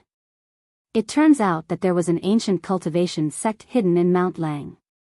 The Immortal's Cave didn't count for much, but we found the real treasure trove. This ancient cultivation group seemed to have been exterminated in the end, leaving behind a lot of treasures. I guess the reason they were exterminated was probably because of the existence of the Yang spiritual bead. All the spirit veins in the mountain were sucked dry, so this cultivation group naturally couldn't continue to exist. Mo Tianga sighed with emotion. In that case, the two of you are the biggest winners of this trip. Qin Shi smiled. It's not our turn. We managed to save our lives with great difficulty. Later, Master finally arrived, and Venerable Swordsman Zhongguang also happened to come. It was only then that we found out the other party's identity. In the end, the treasures in Mount Lang were divided among several big cultivation groups. The benefits Jing Xingji and I obtained couldn't be considered much. That was true. An entire ancient cultivation group had countless treasures. Presumably, they were only a few more than the collections of the 7 big cultivation groups. Even if many of them couldn't be used anymore, they were still a huge fortune. But even so, I really don't have a good impression of this person. He's much more trustworthy than Kumu and the others, but after Venerable Swordsman Zhongguang passed away, he suffered a lot of unfair treatment and attached great importance to benefits. I don't like this kind of character. Mo Tianga nodded. Moreover, he's frivolous. He's not the same kind of person as us. Upon hearing what she said, Qin Shi smiled and tightened his grip on her hand. Jing Xingji had been flirting with her on the way. Although he didn't take it seriously, he always felt uncomfortable. Now that he heard what she said, he felt all the knots in his heart disappeared. How could the woman he fancied be like those superficial people who only looked at appearances? Even if Jing Xingji's face was like a peach blossom and his tongue was like honey, she still wouldn't like him. The two of them were silently enjoying a moment of peace when Mo Tianga suddenly remembered something. Has your spiritual aura recovered? Qin Shi nodded. I have the Yang spiritual bead, so my spiritual aura recovers much faster. I've been fine for a long time. Mo Tianga paused for a moment and suddenly understood. In other words, he deliberately let Jing Xingji leave just now to avoid talking to me? Thinking up to this point, Mo Tianga felt her face burning. She coughed and said, then we let's talk about it later, Qin, she said. When I said this boy wasn't honest, I didn't just say it casually. Mo Tiange was stunned. What did you see? Qin, she snorted and said, with his character, if he didn't have certain benefits, he wouldn't have followed us to Immortal's ruins. I'm sure his original purpose was here. Mo Tiange knew nothing about Jing Xingji's character, so she couldn't say anything. However, Qin, she was never a person who talked nonsense. Since he said it, he must have his reasons. If that's the case, won't he implicate us? Qin, she shook his head. Let's wait and see. Although he and I aren't friends, we've been friends for more than 100 years. He's a person who values benefits, but he won't stab us in the back. At most, he'll tell us to pray for our own luck. Mo Tiange nodded. You believe him, and I believe you.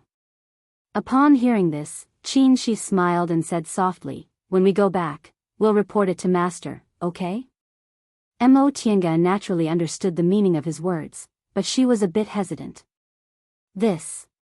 Let's talk about it later. Qin, she was stunned. Why? Didn't she agree? Mo Tiange looked away and avoided his gaze. When we go back, you'll enter closed-door meditation to form your nascent soul, right? This was almost certain. He already said that he failed to form his nascent soul 3 times because he missed her. He tried everything he could but couldn't get rid of her. Now that they were committed, with his character, he'd naturally go back to form his nascent soul. Of course, Qin, she said, when we find your father's corpse, we can go back. Now that everything is ready, we won't have to worry about forming our nascent soul. Seeing that she didn't speak, Qin, she's expression slowly darkened. Tiange, what are you thinking? Why do I feel like I still can't understand you? You're not willing to rely on me too much, so I can understand you.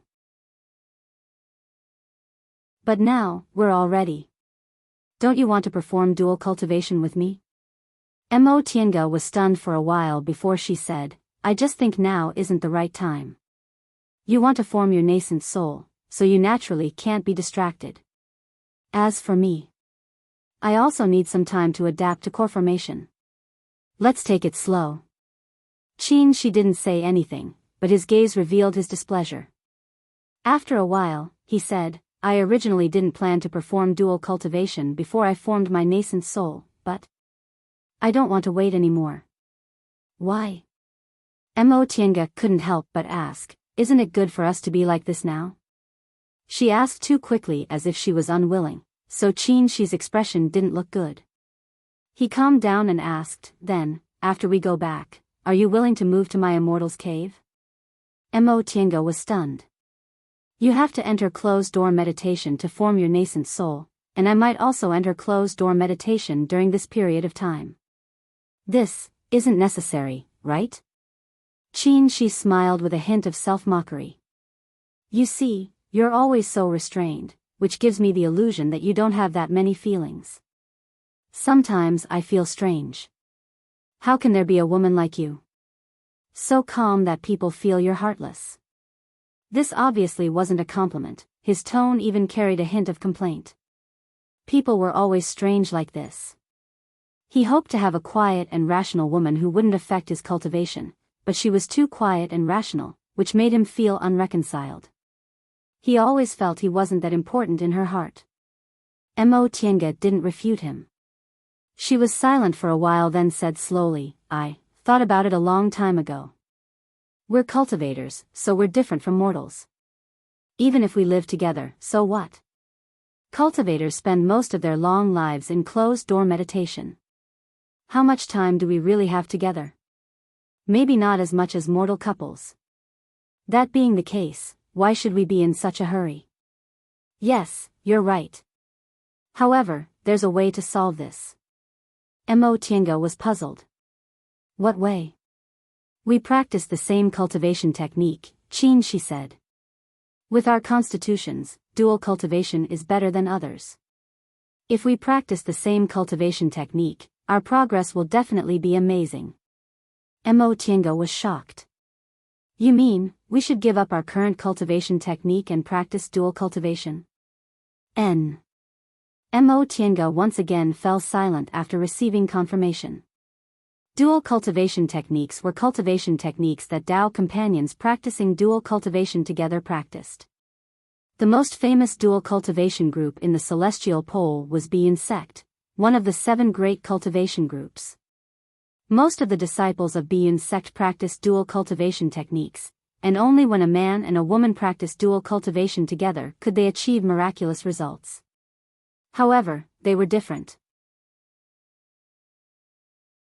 She and Qin Shi each had their own special cultivation techniques. Her Suno art of the origin, while his art of 3 primordial cycles and pure yang technique had already reached a certain realm. Furthermore, they were very compatible with each other's constitutions. With their current situation, they usually cultivated separately. Occasionally being together was enough for the cycle of yin and yang. It would be a pity if they gave up this.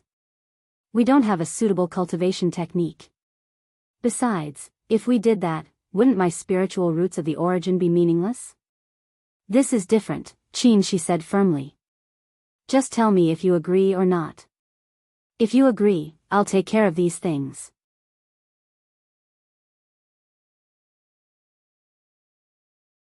Chapter 291. I don't know. After a long time, Mo Tiange sighed and said, I always feel that you walk too fast and think too fast. I can't keep up with your footsteps. Qin Shi was stunned. He was silent. The two of them sat in silence for a while, experiencing this feeling in their hearts. They both had their own opinions. Since they embarked on the path of cultivation, they never stopped for others and never accommodated to other people's ideas. Once they decided what to do, they would walk according to their own ideas. But it was different now. They had to adapt to another person's footsteps and take into consideration another person's ideas. Some things couldn't be the same as before. Let me think about it, she said. Qin Shi answered softly. It's not that I don't agree or anything. After a while, Mo Tiange said slowly, it's just. I'm not used to this feeling. Do you understand? After a while, Qin Shi nodded. I understand. After a while, he held her hand and smiled. Do you think I'm too anxious? That I didn't give you time to adapt? A little bit, Mo Tiange said, slowly thinking about the feeling in her heart. It's too fast. I can't adapt. Besides, I think we both have our own ideas about cultivation. Why don't we continue according to our original plan? You want to form your nascent soul, so you'll definitely enter closed-door meditation when you go back. As for me, I have to refine my natal magic weapon and study core formation cultivation techniques to slowly adapt to some things in the core formation stage. Now isn't the time for us to be carefree. If we change our current lives too hastily, won't we mess up our pace? Seeing that Qin Shi's face finally brightened, she smiled. You said we'll practice the same cultivation technique, but I think there are still many problems to solve. First, there's the gap between our cultivation levels. If we perform dual cultivation after you form your nascent soul, it'll naturally be beneficial for me, but it's not a good choice for you. But if you don't form your nascent soul because of this, it's even worse. You're already in the peak stage of the core formation realm. If we continue to waste time, it'll only be a waste of time. She paused and looked at Qin Shi's expression. Qin Shi nodded. You're right. Second, our constitutions and spiritual roots are both special. If we choose dual cultivation, won't we be able to make full use of each other's characteristics? Otherwise, wouldn't all of this be meaningless? Qin Shi nodded again. You're right. But his expression was too calm, making Mo Tiange rather confused. Then what do you think? Qin Shi smiled. He put his arm around her waist and leaned on her shoulder, not saying anything for a long time. Hey! Mo Tiange crawled out of the room unwillingly. You clearly know I'm anxious to know, yet you still won't tell me? So you're also anxious. Qin Shi said with a nod. You know that's not what I meant. The heavy atmosphere changed again after he said that. She smiled. It was unknown whether it was because he was proud of himself or because he was amused. After a long time, he finally said leisurely, everything you said makes sense, but am I someone without a plan? Only then did Shi's expression turn serious.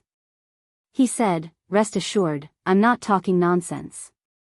After we go back, I'll slowly tell you what happened in detail. Upon seeing his expression and hearing his words, Enchanting was confused. Is there something I don't know? She pursed his lips and smiled, but he didn't answer. Why aren't you telling me? Enchanting didn't want to give up and urged him. Now isn't the time to talk. She suddenly looked away. You. Just as she was about to continue asking, she suddenly saw Xingji walking towards them from the corner of her eye. She hastily let go of his hand, feeling remorseful in her heart. She found that her vigilance had decreased. Her divine sense was clearly observing the surroundings, but she actually didn't notice Xingji was so close to her. Or did Xingji have some special means? This wasn't strange. He was already in the late stage of the core formation realm and was very strong. Maybe he had some means that prevented her divine sense from noticing him. Although she let go of his hand a long time ago, Xingji had already seen it.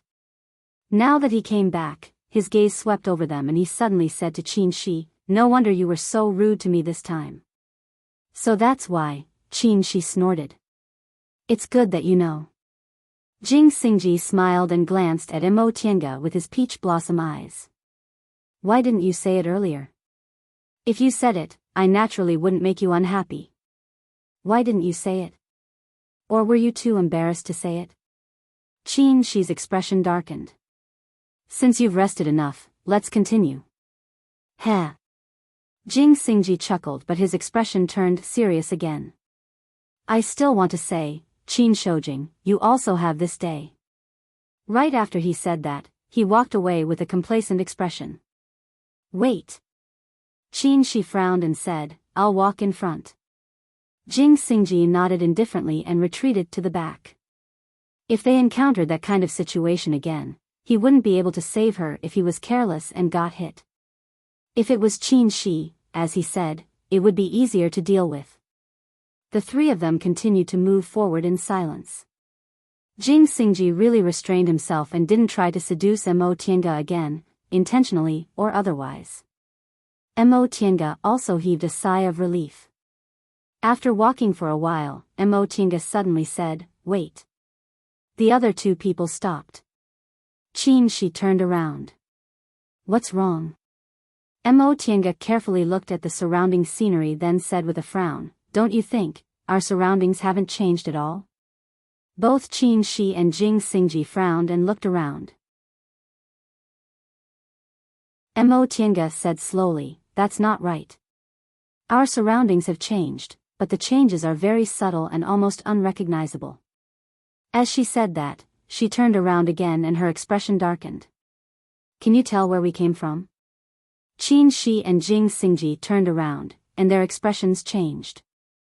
As far as they could see, the scenery was almost the same. They actually couldn't tell where they came from. The three of them stood for a while. Xingji asked, Qin Shoujing, is there a maze formation here? Shi shook his head. I don't know. You don't know? Xingji didn't believe him. You actually don't know? Didn't your master tell you? Shi withdrew his gaze and said, my master said it's not strange for anything to appear in a mortal's ruins. Even if we didn't encounter anything this time, every time we came here, there would be subtle changes. He then turned around and asked Enchanting, you're more proficient in formations. What do you think? During this time, Enchanting had been observing the changes around her. Her eyes, divine sense, and ears hadn't relaxed at all. Upon hearing his question, she just shook her head and said, this isn't a formation. What? Xingji and Shi didn't dare to believe it. A similar scene, a confusing scene. These weren't caused by a maze formation? Enchanting said, there must be a formation position for a formation. But use your divine sense to observe. Are there any spiritual aura fluctuations around here? Upon hearing that, the two of them released their divine senses. After a while, their expressions became more and more solemn. Even if their formations weren't good enough, they still noticed something was wrong. The spiritual aura fluctuations around here were so weak. After all, this was Immortal's ruins. The sky above Immortal's ruins was covered with a lot of immortal aura, so how could the spiritual aura here be so weak? Then what do you think it might be? I don't know. Mo Tiange looked confused. It's very strange. This doesn't conform to the way of formations, so it's not a formation. But there's no hallucinogenic thing around. I'm also confused. Qin Shi nodded. The things in Immortal's ruins are far beyond our cultivation levels, so it's not strange that you don't know. The three of them were silent. After a while, Jing Xingji asked, then what should we do? We can't just stand here, right? Should we go or not? Qin Shi thought about it and said, keep going. If they didn't go, they would really be trapped here. Okay. Jing Xingji didn't have any objections. He was also a bold person. Mo Tiange naturally didn't object. But after walking for a while, she felt something was wrong. Ahem, why is there such a thick fog? Mo Tiange asked curiously. The fog was not only getting thicker, but it also smelled very choking. No one answered her. She didn't care. She rubbed her nose and kept walking. But after a few more steps, she immediately stopped.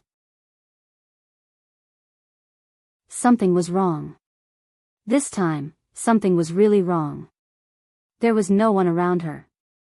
Upon discovering this, Mo Tiange immediately spread her divine sense. However, for some unknown reason, this fog actually blocked her divine sense from reaching her. After standing in place for a while, Mo Tiange calmed down, then raised her voice and shouted, Senior Marshal Brother? Senior Marshal Brother? Still, no one answered her. Her voice even echoed in the distance. At this moment, Mo Tiange felt her hair stand on end. The two cultivators walking in front and behind her, one in the peak stage of the core formation realm and the other in the late stage, didn't hide their breaths. What kind of power did they have? Her divine sense was very sharp, so she was always paying attention to her surroundings. But just now, these two cultivators suddenly disappeared, and she didn't even notice them before and after they disappeared. This was too terrifying. She forced herself to calm down. This was wrong, very wrong. She had to think, right? When she asked, she paid attention to the fog around her for a split second. After that split second, the two powerful breaths disappeared, and she didn't feel anything abnormal, the fog here. Thinking of this, Mo Tiange immediately searched her Qinkuan bag, took out a jade bottle, and swallowed a medicinal pill. This was a heart-clearing pill, which had the effect of calming the mind. Generally speaking, taking one when one's mind was in a mess would help calm the mind. After thinking for a while, she swallowed another refreshing pill in case this fog was poisonous. Then she sat cross-legged on the ground and calmed her mind. There was definitely something wrong with this fog. It could numb a cultivator's divine sense unconsciously. Otherwise, with the sharpness of her divine sense, there was no reason she couldn't sense Qin Shi and Jing Xingji's disappearance. But now, the two of them suddenly disappeared without a trace, and she actually didn't notice them at all. She had to restore the sharpness of her divine sense to find the two people who disappeared. Time passed bit by bit. Mo Tiange was startled awake when a hand pressed on her shoulder. What's wrong? Jing Xingji looked at her with a frown. She was stunned. She turned around to look for Qin Shi, but Jing Xingji said, no need to look. I looked for a long time and only saw you sitting here. I don't know where Qin Shoujing is.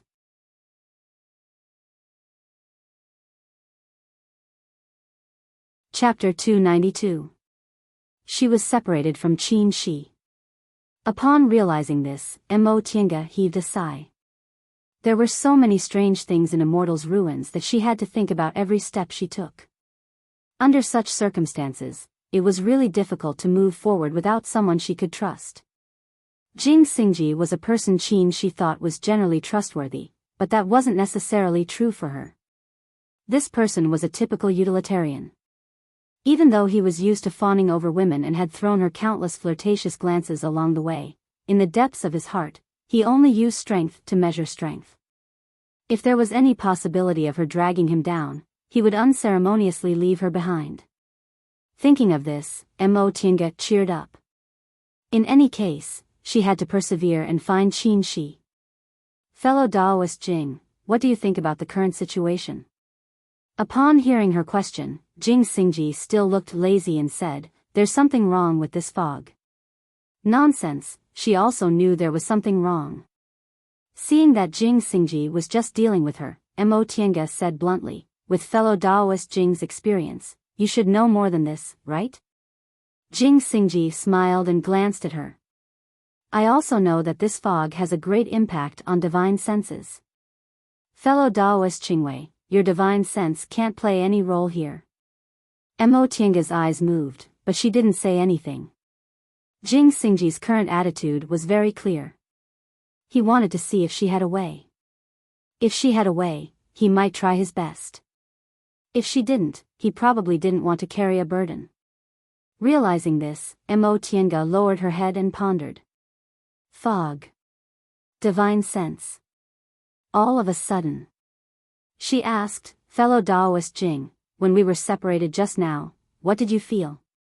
Jing Xingji thought for a while then said, "I felt. I didn't feel anything. It was like I was lost in thought for a while, and when I turned around, I found you were gone." Mo Tiange nodded. "It seems this fog can paralyze our divine senses and make our senses wrong." Jing Xingji nodded carelessly. Mo Tiange said, "I'm afraid it's more than that.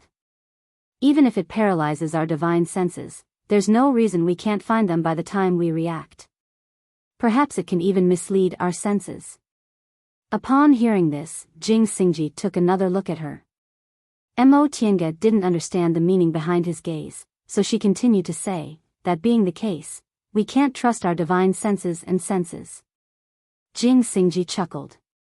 "That being the case, does fellow Daoist Qingwei have a solution?" His attitude was very casual. Obviously, he didn't think Mo Tiange could solve the current situation. Without saying anything, Mo Tiange took out a flying sword from her Qingquan bag, then lowered her head and started to carve something on the ground. In fact, Jing Xingji knew very well in his heart that Qin Shi had high standards. Since this junior martial sister of his was accepted as Lord Daoist Jing his disciple and also received special treatment from him, she definitely had some outstanding qualities. Jing Xingji didn't believe that guy, Qin Shoujing, would take a fancy to an idiot. However, he also didn't think too highly of Mo Tiange because the so-called title of genius was too exaggerated.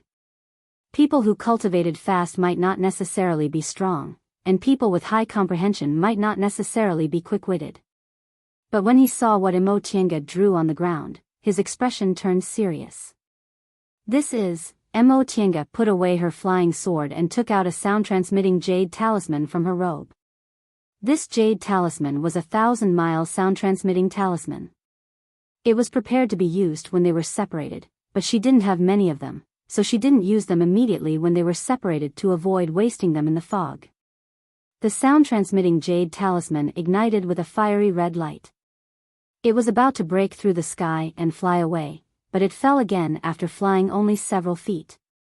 Jing Xingji was disappointed. Even the sound-transmitting talisman doesn't work? Mo Tiange was only stunned for a moment. She then continued to draw her flying sword and carve on the ground. What she drew was the position of an ancient 8 trigrams formation diagram, which came from the Xuanji formation book. In the fog, the naked eye could only see several feet ahead. If they walked casually, they would be like a headless fly, unable to distinguish directions. If they walked according to this 8 trigrams formation diagram, they would at least know which direction they were going and wouldn't go astray. Even if it was a dead end, they could go back the way they came. After she finished drawing the formation diagram, Mo Tiange carefully examined the surrounding scenery.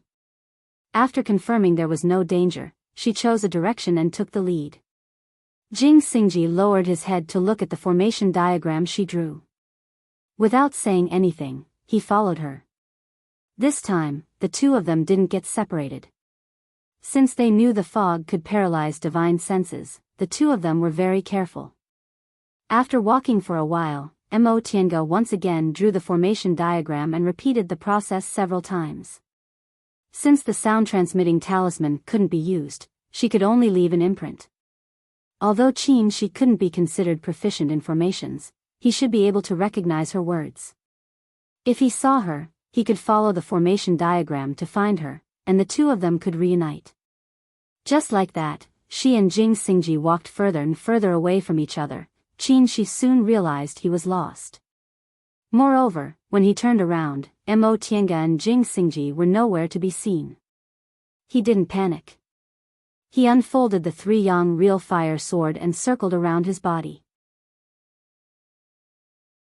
He then closed his eyes and spread his divine sense. But soon, he discovered he couldn't spread his divine sense, and he couldn't even use the sound-transmitting talisman. Realizing his situation, she thought for a while and did the same thing as Mo Tiange. He took medicinal pills and meditated. Unfortunately, during this period of time when he was calm, no one came to pat him on the shoulder. After a long time, he opened his eyes and found his divine sense still couldn't spread in the fog. It seemed the fog itself was blocking his divine sense, not his divine sense being disturbed by the fog. He sat for a while, but the solution he chose was completely different from Mo Tiange's. He wasn't good at formations, so he didn't think of using formations as a mark. Instead, he waved his sleeves and brandished the sword light of the three-yang real fire sword, burning the fog. Under the pressure of the fiery red sword light, the fog dispersed, but when he stopped for a moment, it swept over again. She stopped. This fog was very similar to the light smoke just now. Although it wasn't corrosive, it wasn't afraid of his sword light either. After thinking for a while, he straightened the sword and wiped the sword with 2 fingers of his right hand. Blood flowed out, emitting a dazzling light. He didn't tell Jing Xingji the truth. Extreme yang real fire could be used to defend against enemies. The three-yang real fire sword once again brandished the sword light. Under the extreme yang real fire, the fog was finally burned away bit by bit, and a bright view appeared. She stopped using the extreme yang real fire sword and cautiously walked forward. He hadn't walked far when he suddenly heard a loud rumble. She listened attentively, and his expression changed. This was the sound of fighting. Moreover, the sound wasn't small, it was at least a nascent soul cultivator. He only thought for a moment before he used his body technique and ran toward the source of the sound. He had been separated from Mo Tiange, but he was sure she wasn't too far away. The sound was too loud, so Mo Tiange would definitely hear it. At that time, the two of them could meet at the source of the sound. After flying for a while, the fog around him became thinner and thinner without him noticing, and he finally ran out of the scope of the fog. But this didn't make she feel relieved, because as soon as he came out of the fog, he was locked on by several divine senses. This place was a huge crater. It was said that this crater was left behind by the immortals of the distant past era who used some earth-shattering fire magic art. For millions of years, the fire had never been extinguished. There was also a legend that the fire in this volcano was comparable to the Samadhi real fire, one of the 3 great real fires. Unfortunately, for so many years, no one had ever been able to take away the real fire. Now, there were 2 groups of 4 nascent soul cultivators standing on the edge of this crater. There were 3 people on one side, and there was only 1 cultivator wrapped in black aura on the other side. She glanced at them and frowned because the nascent soul cultivator standing alone was the number 1 late-stage nascent soul cultivator in the celestial pole, Master Song Feng. Although he looked calm, he was complaining in his heart. He wasn't afraid of other nascent soul cultivators. After all, he was Lord Daoist Jinghe's disciple and his cultivation level wasn't bad, so others would always give him some face. Even if they didn't give him face, he could always run away if he couldn't defeat them. But this Master Song Feng was an anomaly. This person had a grudge against both his master and himself, and he was also very skilled. When he left Mount Taikang last time, he was almost killed by Master Song Feng. If he hadn't launched a secret technique in time and the nascent soul cultivators from his school hadn't come to greet him, he would have lost his life. Now, they met this person on Demonic Mountain. He just hoped Tiange wouldn't come. Otherwise, it would be even more difficult for the two of them to escape. Oh. Master Song Feng was quite surprised to see him, but then he chuckled and said, "God treats me well today. Qin Shoujing, you little kid actually delivered yourself to my door." At that moment, Qin Shi's gaze swept over the three nascent soul cultivators in front of Master Song Feng, and his heart settled. The three nascent soul cultivators were all in the middle stage of the nascent soul realm. One was a young female cultivator, one was a middle-aged scholar, and the last was a handsome Taoist. He knew all three of them.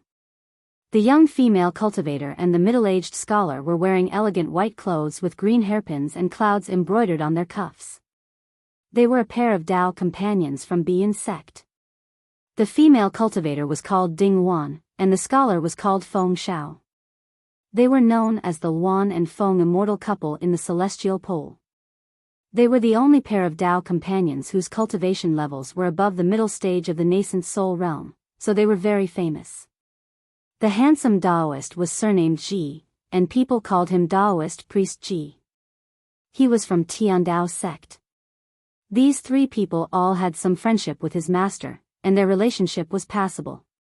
Judging from the current situation, they had already fallen out with Master Song Feng, so they would more or less protect him. Thinking up to this point, he smiled slightly and didn't pay attention to Master Song Feng.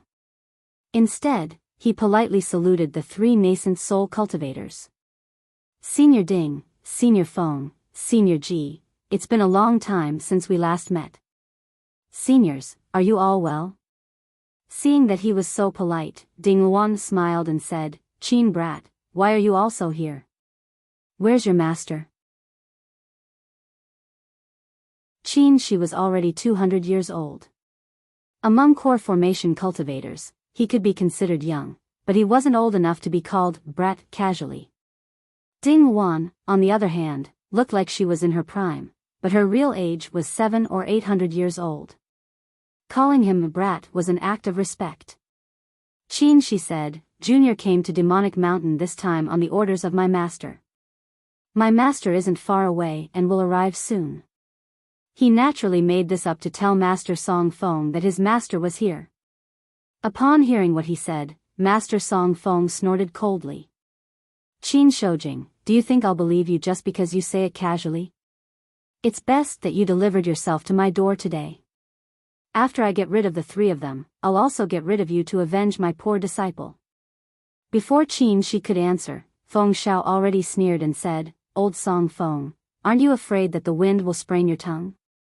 Do you really think you're the number one cultivator in the celestial pole and invincible? You're just one person.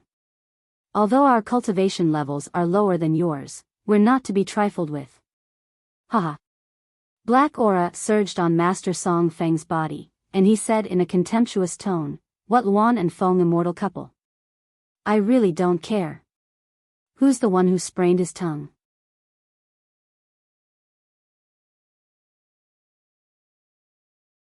Chapter 293. Old Song Feng, Ding Wan said with a smile, but her tone was contemptuous. "If I were you, I would have gone into hiding a long time ago, but you're still so proud of yourself. Aren't you afraid of being laughed at by all the cultivators in the world?" Ding Wan looked gentle, but her words were very rude.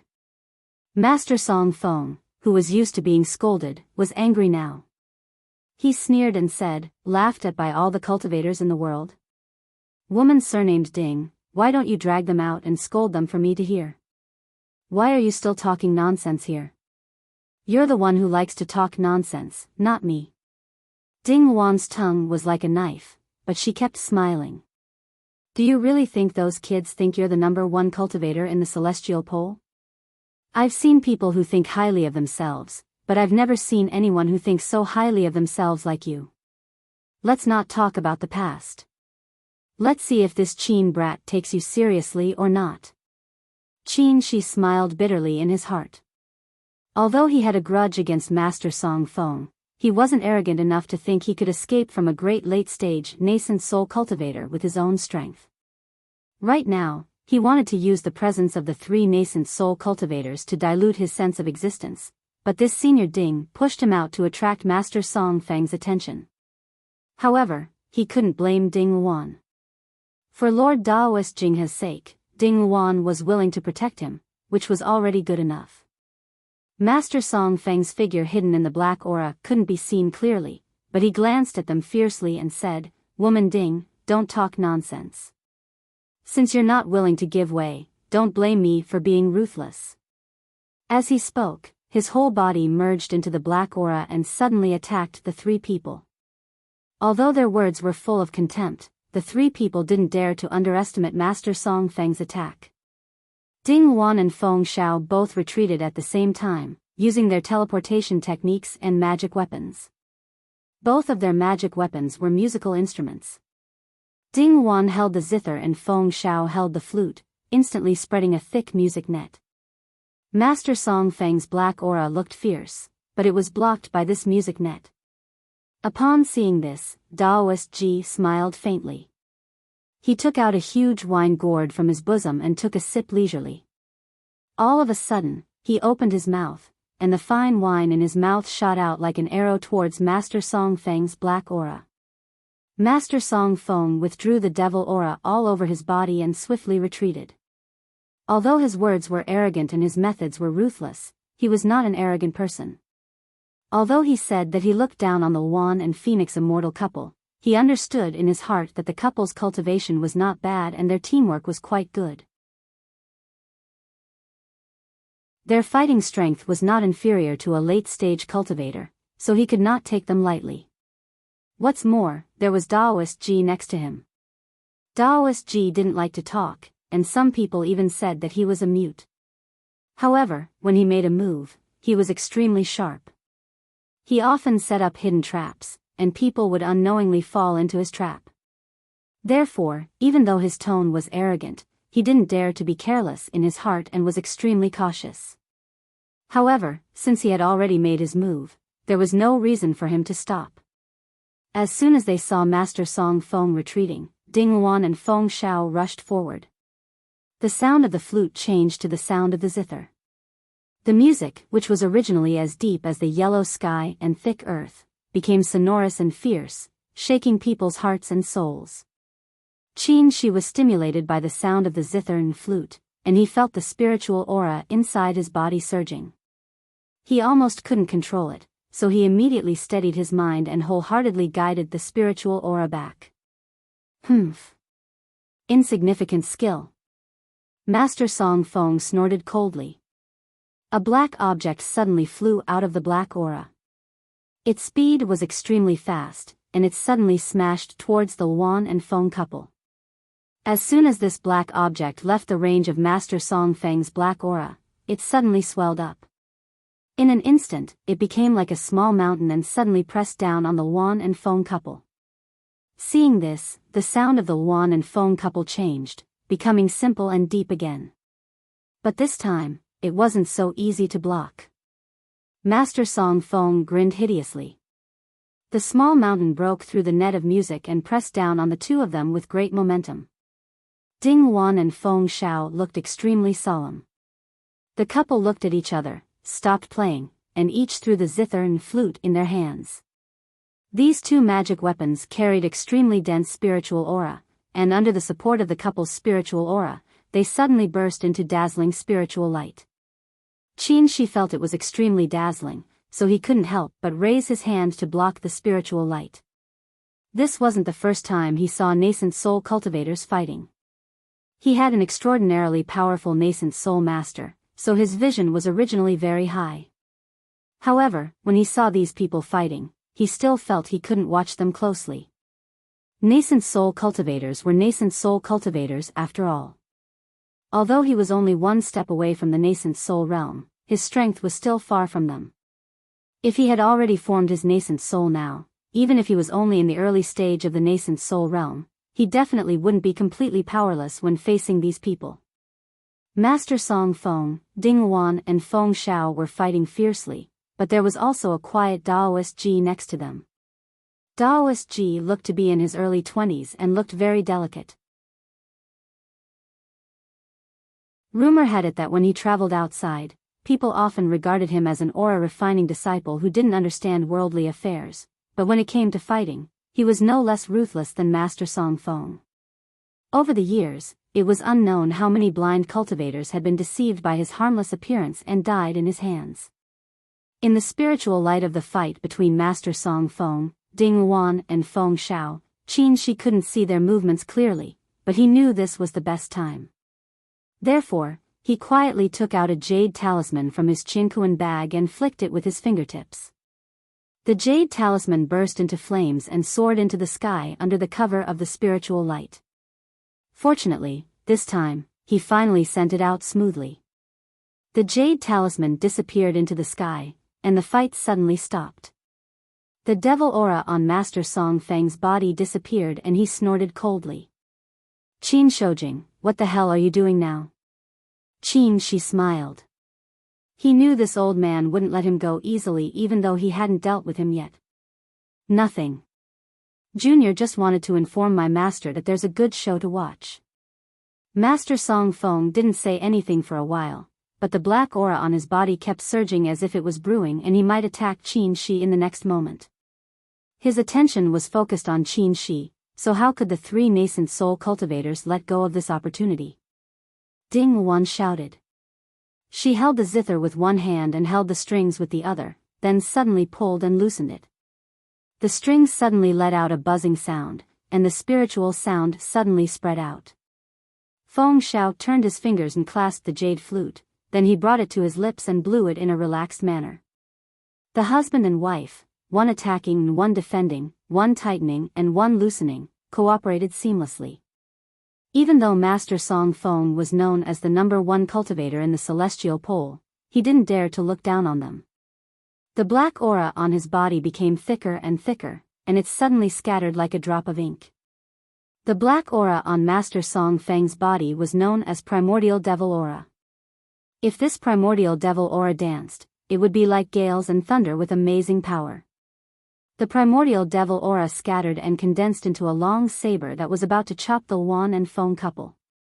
But in an instant, the black long saber suddenly changed direction and chopped to the right side of the back. Ah, there was a scream. It was Daoist Ji, who had just quietly hid behind Master Song Feng. Hearing Daoist Ji's scream, Qin Shi's first thought was that this person really wasn't mute. Then he thought that Master Song Feng was worthy of being a great cultivator in the late nascent soul stage. Even a bystander like him couldn't see through him. In the middle of a fight, Master Song Feng could actually beat him at his own game and create a diversion. Humph. Master Song Feng snorted. Stinky Daoist, do you really think no one noticed? A vicious expression instantly appeared on Daoist Ji's delicate and harmless face. He ignored the saber of devil aura that had sunk into his shoulder and suddenly flicked his hands. A tiny object flew towards Master Song Feng's face. Master Song Feng was about to dodge, but the two of them were too close. He didn't manage to dodge and was hit. As soon as this thing was thrown onto Master Song Feng's body, it immediately made a huge explosion. Ah! This time, it was Master Song Feng's voice. This time, it was Daoist Ji who sneered. He grabbed the saber of devil aura that had sunk into his shoulder, threw it away, and said in a hoarse voice, "Old Song Feng, how does the sky explosion thunder taste?" The primordial devil aura on Master Song Feng's body seemed to have gathered and scattered, and he seemed to have suffered a heavy injury. Ding Wan and Feng Xiao looked at each other and both attacked. Just as Master Song Feng was about to bear the heavy attack of the three nascent soul cultivators, a black shadow flashed.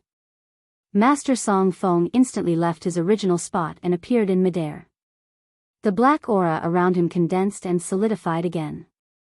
Ignorant children. Master Song Feng snorted coldly. Do you really think that I'll be at your mercy after taking this blow?